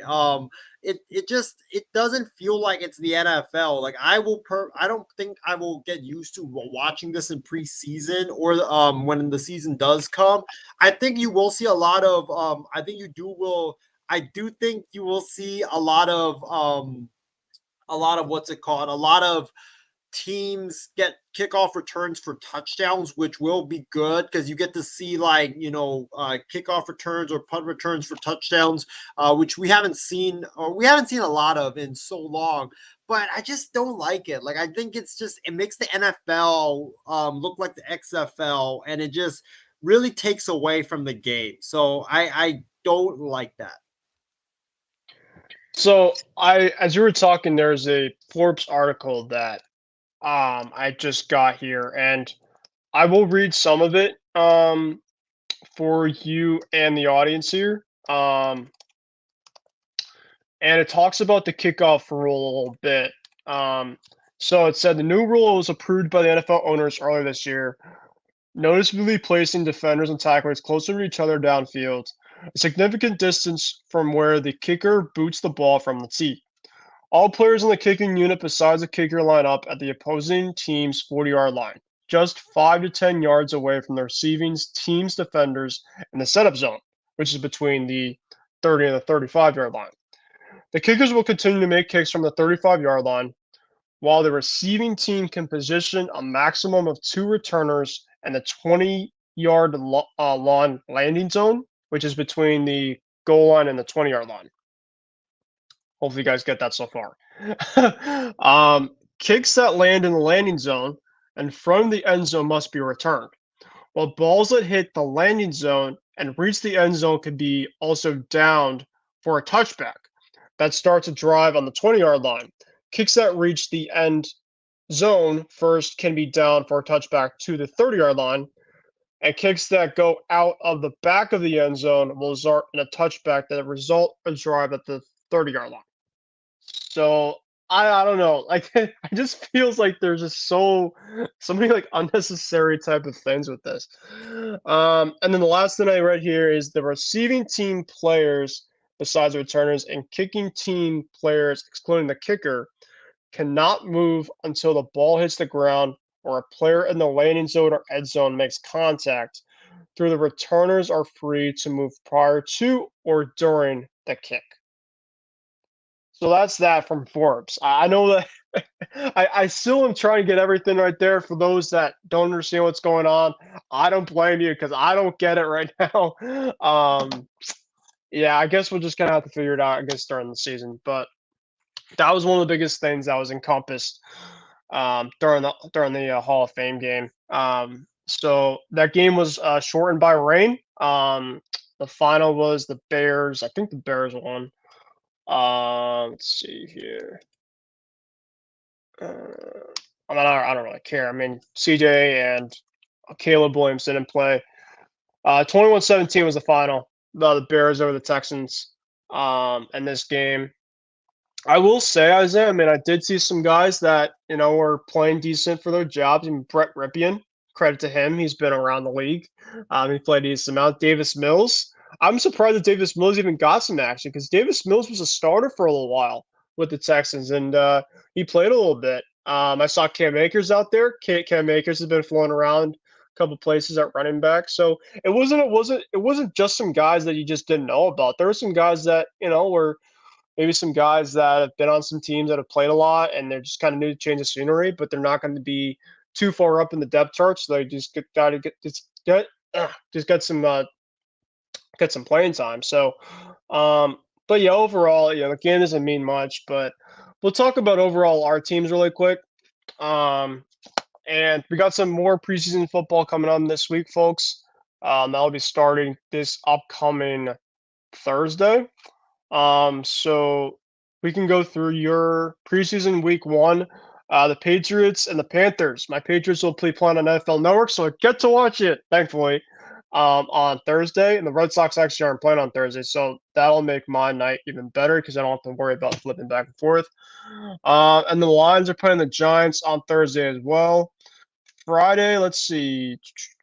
All right, so we got Thursday, Friday, and Saturday. It's kind of how preseason works. Friday we got the Falcons and Dolphins, and then we got the Texans and Steelers, as well as the Eagles and Ravens. Isaiah, you guys play on Saturday at 7 o'clock. You guys are in against the Tennessee Titans. So I assume with you guys for quarterback, you guys are probably having starting Brandon Allen in that game, and Brandon Allen is your third stringer, as well as you guys have Tanner uh, Mordecki. He is, I do not know who he is, but Quarterback he's from the fourth stringer. Wisconsin. He was not good last year. Got it. Okay, thank you for that. And we'll see. Your Niners will get a good glimpse of how things go. Speaking of the Niners, the Brandon Ayuk saga continues. There's been a lot of stuff with Brandon Ayuk, including today. I don't know if you know the Niners reporter on NBC's the Bay Area, Mike Muscala or whatever his last name is or whatever, um, but you just actually just put into the private chat if you wanted to read that, Isaiah, for the audience. Yeah, we potentially might be getting breaking news in a few hours. I just read more in depth on Twitter or X.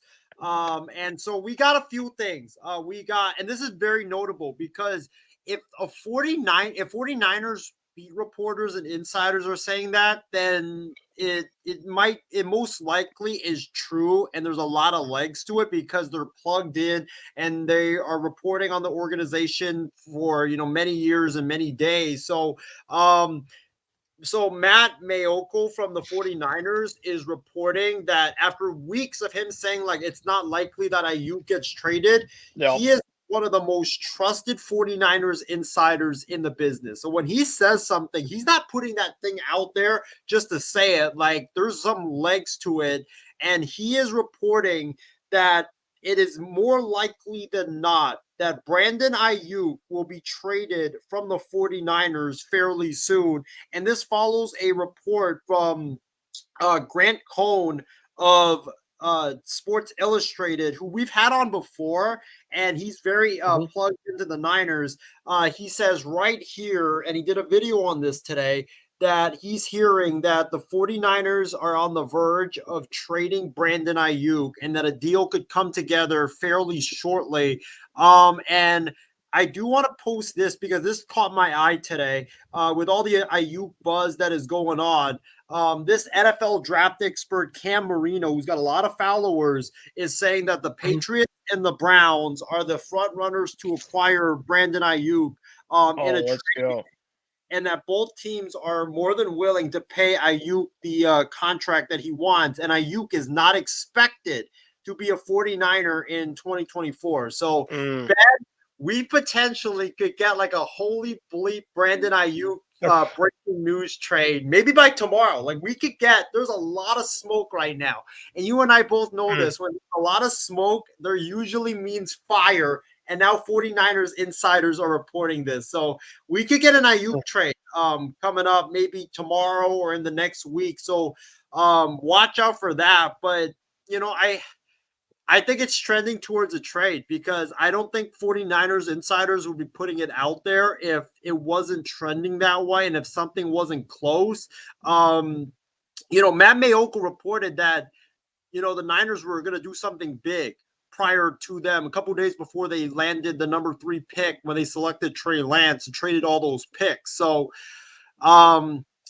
yeah, I don't know. Everything seems to be moving fast. It seems like Ayuk legitimately might get dealt now. I think that the Patriots, if you're the Patriots, you definitely need to go get Brandon Ayuk because You need that number one receiver. Like the Patriots don't have a lot of great weapons that you can count on.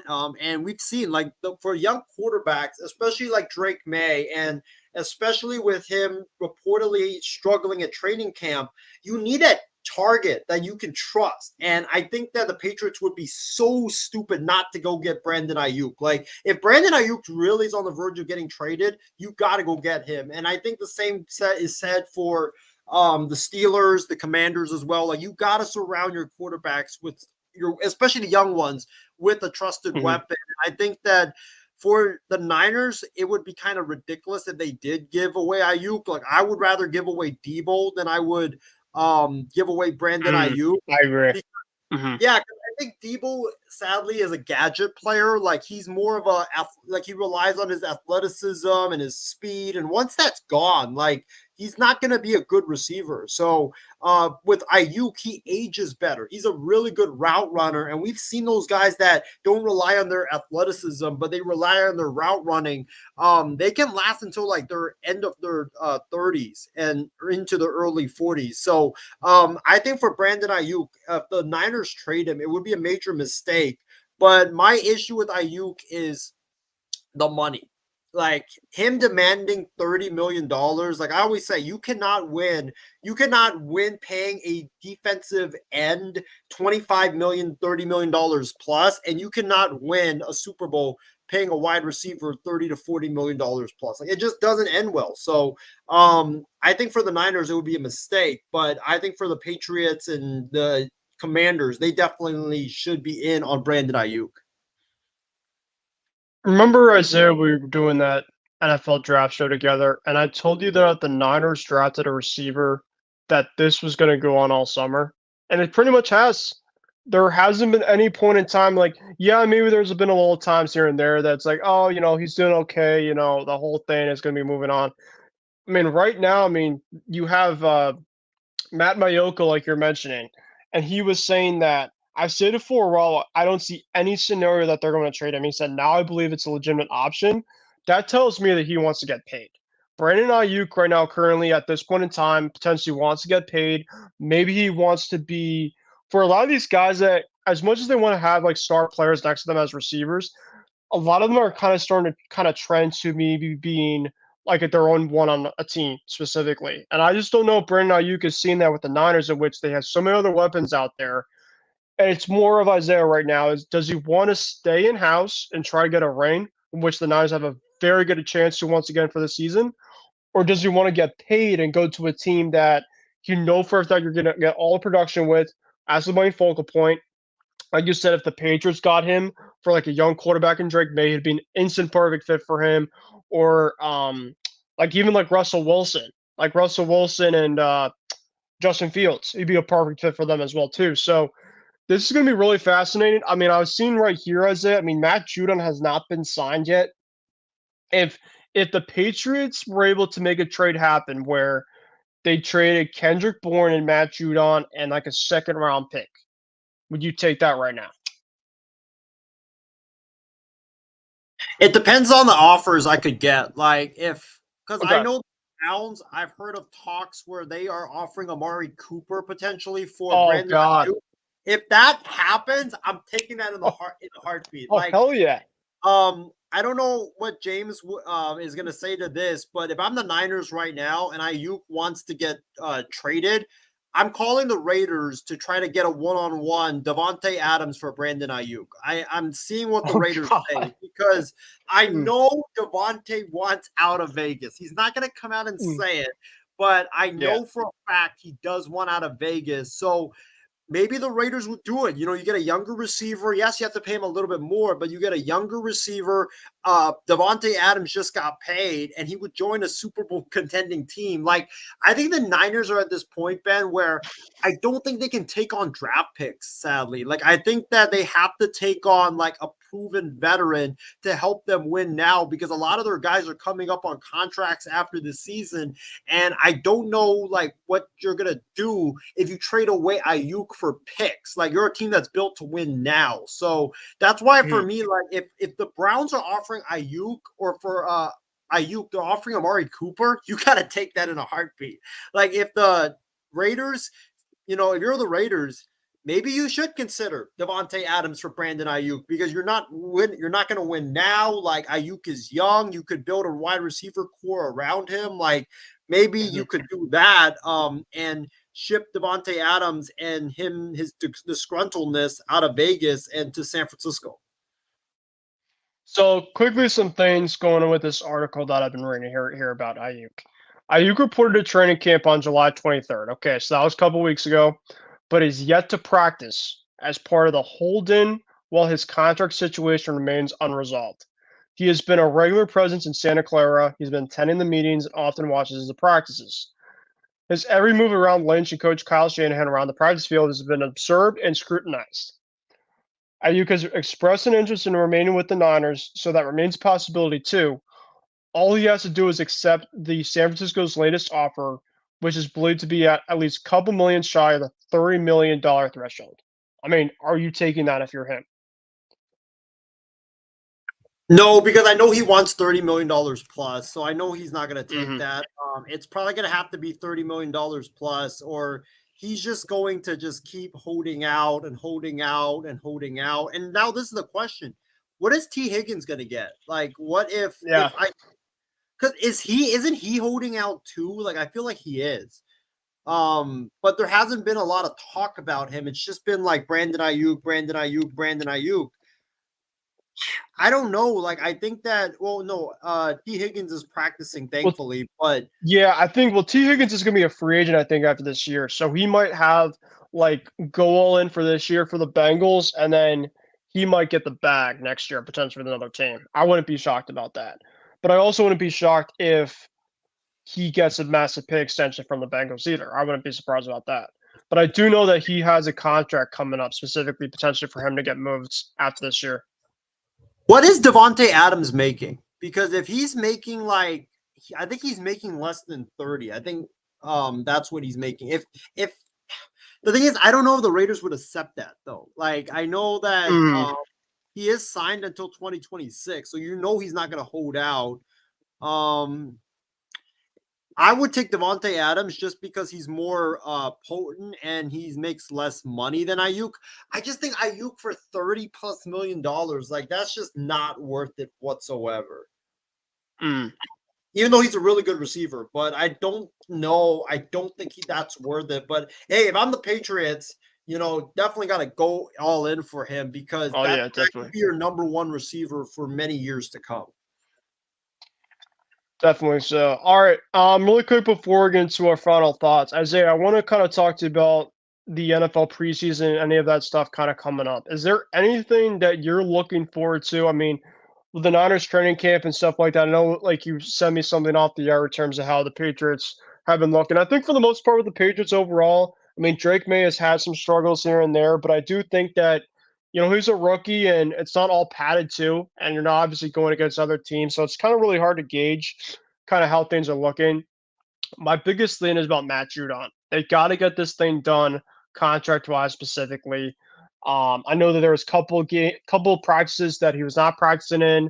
I know there was one practice that he kind of I think blew out Jerron Mayo in terms of some stuff. So something I think a little fishy is going on with that. They did pay Devon Godshaw right before Matt Judon because he was wanting a new contract as well too. So he's the only one that needs to get paid, and he might be their most important player out there.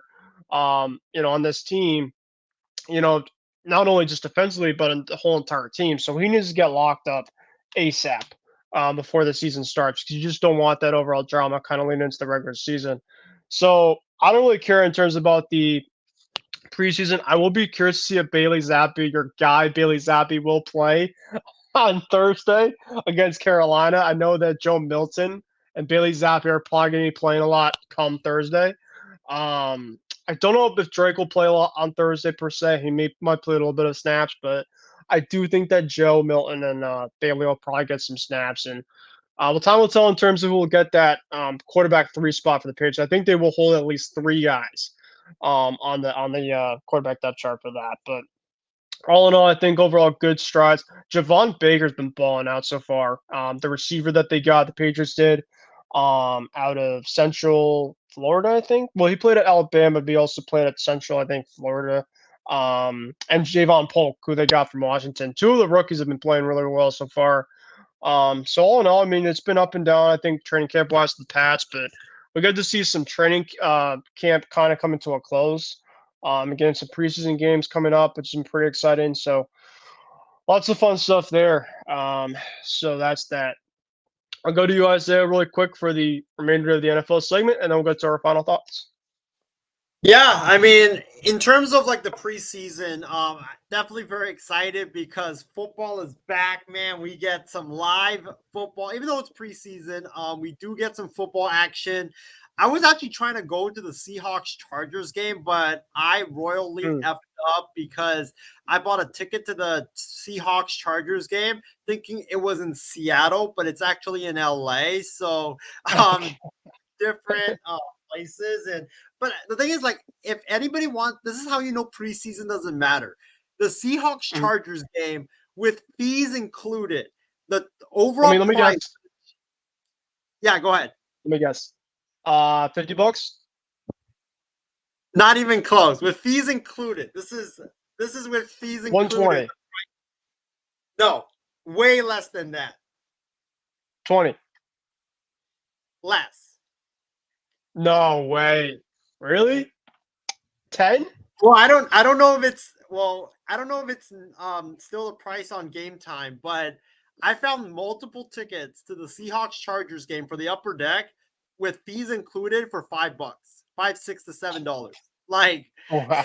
And this is with fees included.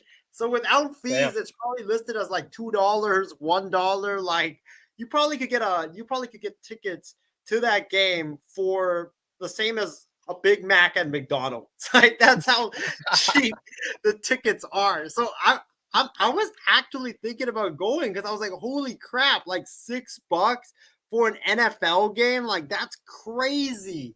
And plus, it's Jim Harbaugh's debut with the Los Angeles Chargers, and Mike McDonald. So I was thinking about going, but sadly I won't be able to make it. But yeah, I mean, I can't wait to see football, man. I know the starters are not going to be playing, but it's just good to see football back, and you are going to see some competition, most likely with some of the starters as well, at some of the positions. So I could see that. In terms of like some of the stuff that I'm really looking forward to, there's 3 teams I'm looking forward to watching this preseason. The first one, I'm very intrigued by the Dallas Cowboys, and here's why. Because it's not Dak's contract. It's because of one guy and one guy only, and this is to see how he does, and that is Trey Lance. Like, have you guys seen the stuff coming out of Cowboys camp? Like, I'll show it right now. There's this clip right. Me and Laurel looked at this last night, and it was just hilarious to see. This is Trey Lance, ladies and gentlemen, in year 4 of him being in the NFL. Take a look at this guy with the red jersey on. Like, take a look at this. This is a throw out to the flat. He throws it way out of bounds. Another throw out to the flat, and this one throws it right to the linebacker. And like, just look at it again. He throws it out to the flat. It's a simple throw, and he misses the guy by like 5 to 6 feet. And the same thing. And then this is even more.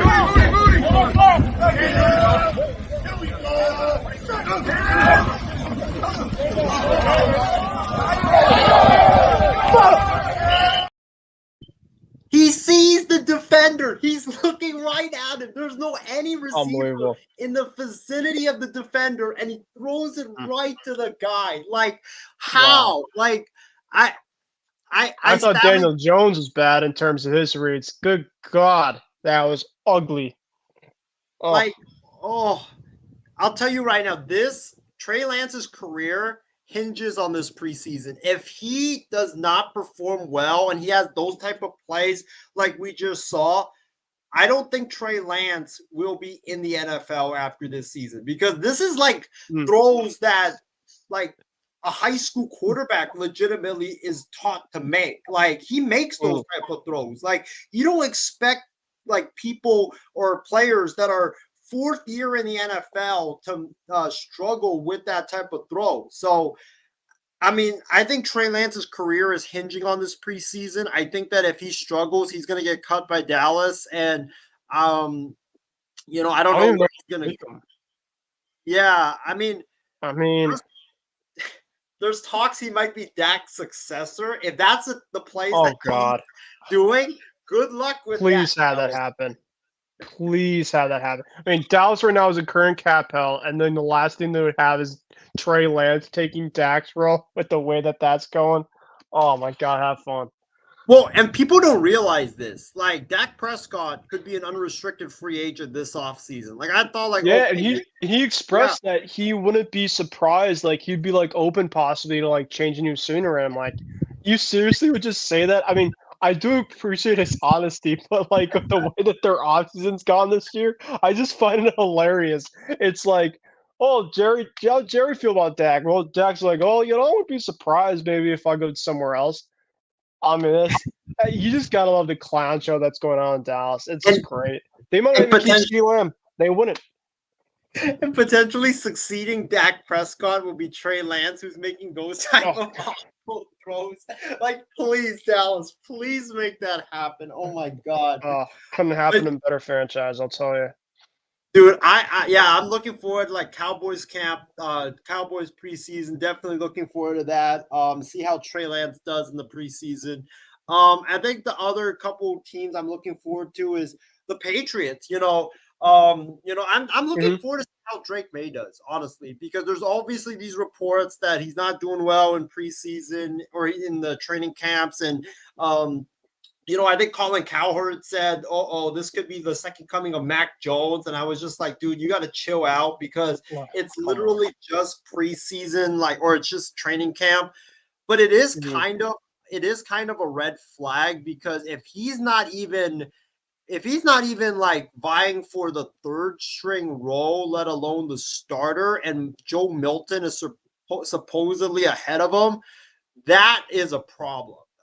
Because he should be at least vying for the backup role, not the third string role with Milton. So I want to see how those guys do. Like, I'm not going to judge them off of practice, like, obviously, but I want to see how Drake May does because I think that Mhm.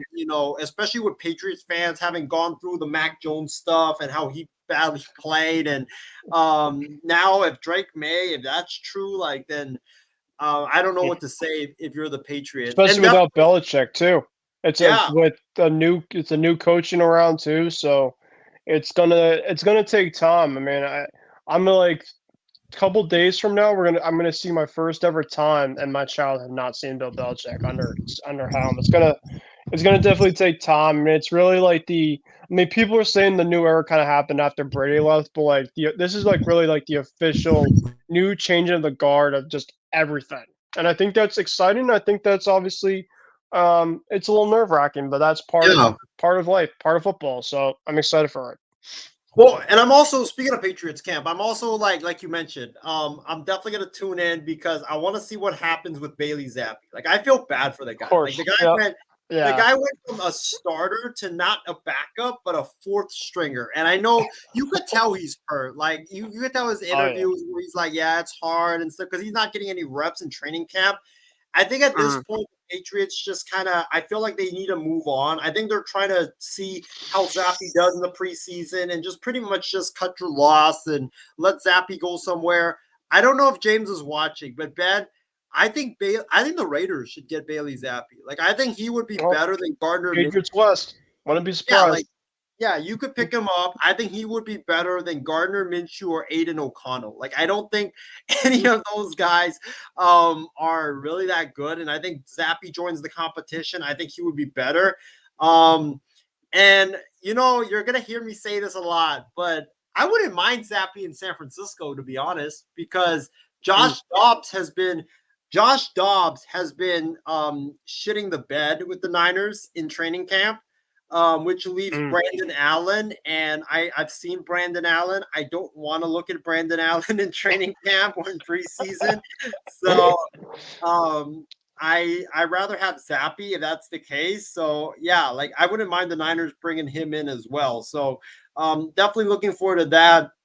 And then I think the last team that really intrigues me, and you can give the teams that you're looking forward to watching this preseason, but if you want, but I think the last team that really intrigues me is the Jets, because I want to see how Aaron Rodgers does. And the Jets are like the Mets. Like there's always going to be some drama, like stuff that Mhm. New York media is always Never like. fails. Yep. Yep, never fails. Exactly. There's always going to be drama with the Jets. There's always going to be some type of nonsense going on. I know the Jets. I know Robert Saleh and Aaron Rodgers apparently were feuding because Aaron Rodgers didn't like the way Robert Saleh mentioned his absence, saying it was an unexcused absence. Like Oh Rogers, God. Rogers apparently doesn't like the wording of it, so he's pissed at Robert Saleh.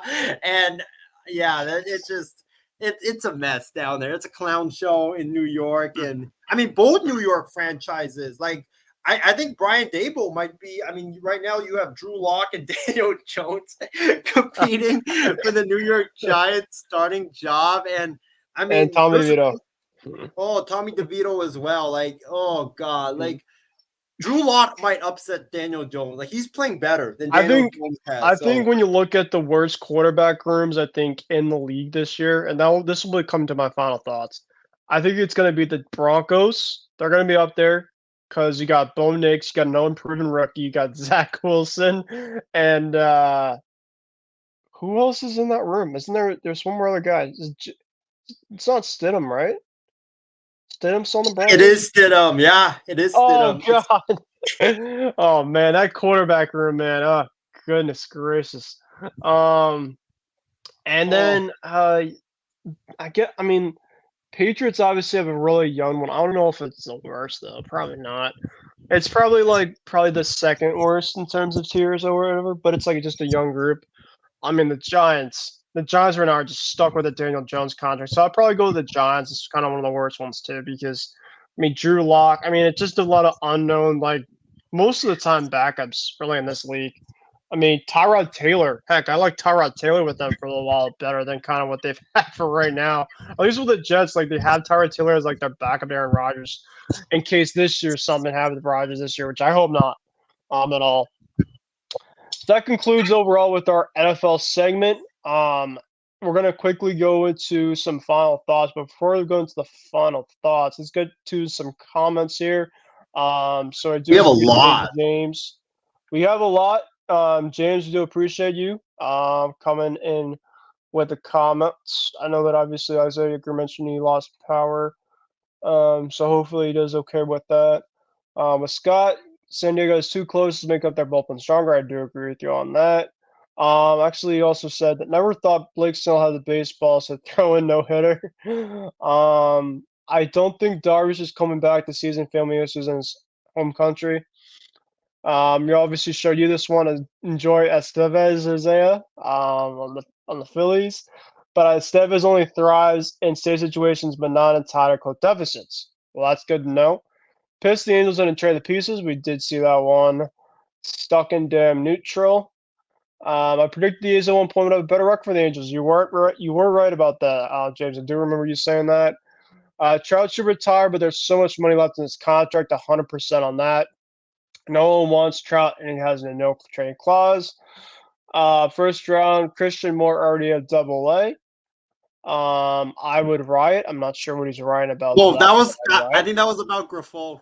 That was with Grifol to the Angels. I Uh, would riot too, Lewis Jay. Brown. Lewis, thanks, Lewis, for joining. What are the Giants doing at the deadline? I think the San Francisco Giants. I don't know. I really don't know. They were kind of in a little bit of a bind, I guess. This us. I mean, they moved on from Soler. That was kind of one of their big pieces they moved on. Prediction for the Astros Rangers series, I guess, is this week. Oh man, probably go Houston 2 of 3. That's probably what I would go with as of right now. James said, just get rid of the kickoff. This is just gimmicky. I agree with you on that. He said, I love how Isaiah steals my takes. Just start on the 20-yard line. I do agree with you on that. When did the rookies in the NFL have the privilege not to play in the preseason? What is going on in the league right now? What about the Steelers? I think about Ayuk. I definitely could see that. He just wants to get paid and not care about wins. I could definitely see it as well. That is a dumb take. I think he was mentioning about the Devontae Adams, the Niners situation. These holdings are odd. I agree with you on that. And then Dumby and Jags. So, yeah, that's that. But yeah, I think that's it for pretty much for me. Speaking of that's it, on the program for tonight. I know it's getting kind of late here on the program. So Isaiah, I'll let it to you in terms of my final thoughts, and then I think from there we'll be ready to go. Yeah, man, great show tonight. Appreciate Lewis Brown for tuning in. I think that's one of our Thanks, new Lois. fans. So yeah, thanks Lewis for checking the show out. If you liked what you saw, go ahead and subscribe to our channels at the MI6 Sports Network and the IM6 Network. We pump out content almost every week, so go ahead and check it out. I appreciate James for tuning in. I hope you do well Thanks, with. dude. I know the weather's hot right now where you're at, and I know the power's been going out all the time. So hopefully We had a everything ends bad up. storm in our area too. Oh, is that with a hurricane, Yeah. or is that? Oh, geez. No, we didn't have a hurricane, but my sister, and I don't know if my sister's listening to this right now at this point in time at 2:05 in the morning. But her area, my mom had her birthday on Saturday, and at her place at her apartment, she had a tree that was right on behind her apartment that essentially fell right in front of her garage, and thankfully where her car was, where she typically parks, was not there, or it could have ended bad. So yeah, the winds and stuff, at least in my area, are pretty bad as well too. But they in her town is only like 20 minutes away. They got the worst of it over there. So kind of a crappy weather weekend here too. So yeah, I don't know what's going on with the weekends. Maybe everywhere with the weather, but at least here it wasn't great. Yeah, I mean it's been hot. We're in California, and it's just been Hmm. like nonstop heat. So James, yeah, definitely Uh, like hopefully everything works out with you and power. Um, but I mean, my final thoughts, got a couple. Final thoughts would be, um, yeah, I hope Trey Lance does better because when I saw those clips on Twitter, I was kind of laughing my ass off because I was just like, dude, you're in your fourth year and you're still doing that. I mean, mhm. legitimately, like Brandon Allen might be better than Trey Lance, and I hate to say that because Allen is that bad, but Uh, hopefully he does better. And then I would probably say like my last final thoughts that I do have for this show is I mean, I'm just excited. College football is around the corner. I think the first games start a couple of weeks from now. We have the NFL coming back. We have preseason starting this week. We have the NFL regular season kicking off the first week of September, which should be very, very exciting. We're gonna have like a lot of fun. We're gonna have our NFL preview show coming up in a couple of weeks. Then we have our college football preview show happening in a couple of weeks. Then we have our NFL preview show, happening in a couple of weeks as well. So, yeah, stay tuned for those shows. It's gonna be epic. It's gonna be so much fun to watch, and it's gonna be full of hot takes for sure. So make sure you guys tune in for that. And the last final thought I do have is I do want to give a shout out to I want to give a shout out to Team USA and Shakari Richardson. I mean, she's piling up so many gold medals in the Olympics. And mhm. yeah, she's been doing really well during these Olympics. Yeah, we didn't get the chance to talk Olympics, but we'll talk about that next show. Obviously a lot of sports we don't really talk about on the air. Obviously we'll have make an exception, talk about like Simone Biles, gymnastics. We never would talk about something like gymnastics on this, but something like that. I mean, she's absolutely killing. I mean, the US medal count right now, I say, compared to the rest of the countries is just absolutely insane. Like US is just medaling pretty much everywhere now. They only maybe have like 15 to 20 more medals than any other country out there. Scotty Scheffler, love Scotty, man. He got a gold medal for golf today, and then of course the USA men's basketball and women's basketball. They've been playing really really well. I mean, LeBron and AD. It's actually kind of fun to like root for these guys, this offseason. I get to root for LeBron and Anthony Edwards and all these great players, rooting for playing for our country, rooting for them. So it's been really awesome to see, and it's been really cool to see like them meshing too over this little course of time as well too, because it doesn't always happen that way. So, yep, that's that. But with that being said, guys, I want to thank you guys for joining Kicking with Kruse. I want to thank Isaiah. I want to thank James. I want to thank Lewis. I want to thank everybody that joined in for tonight. Hopefully, we'll get another episode coming up with you guys pretty soon. Maybe by the next time, we might have some football on. We'll talk about some preseason and other stuff coming up, and just more stuff as, like we mentioned in the early part of the show, that summer's coming closer and closer to an end. So just got to enjoy the last couple weeks that we have and just the sports that we have continuously with this content. And we'll, of course, give you guys more and more stuff as the weeks go on. So without further ado, this has been Kruse, Isaiah Leon. Thanks, guys, for joining Kick with Kruse. And until next time, you guys have a great night, and we'll talk to you guys later. See you. Oh, my God. Big goal to go from the 2. Toss sweep one. Oh, my God. Big goal to go from the 2. Toss sweep one for James White. Cuts it up to the right arm. Cuts it upfield. Driving forward. Diving to the goal line. A touchdown. And a title for the Patriots. I can't believe it. Play clock at 5.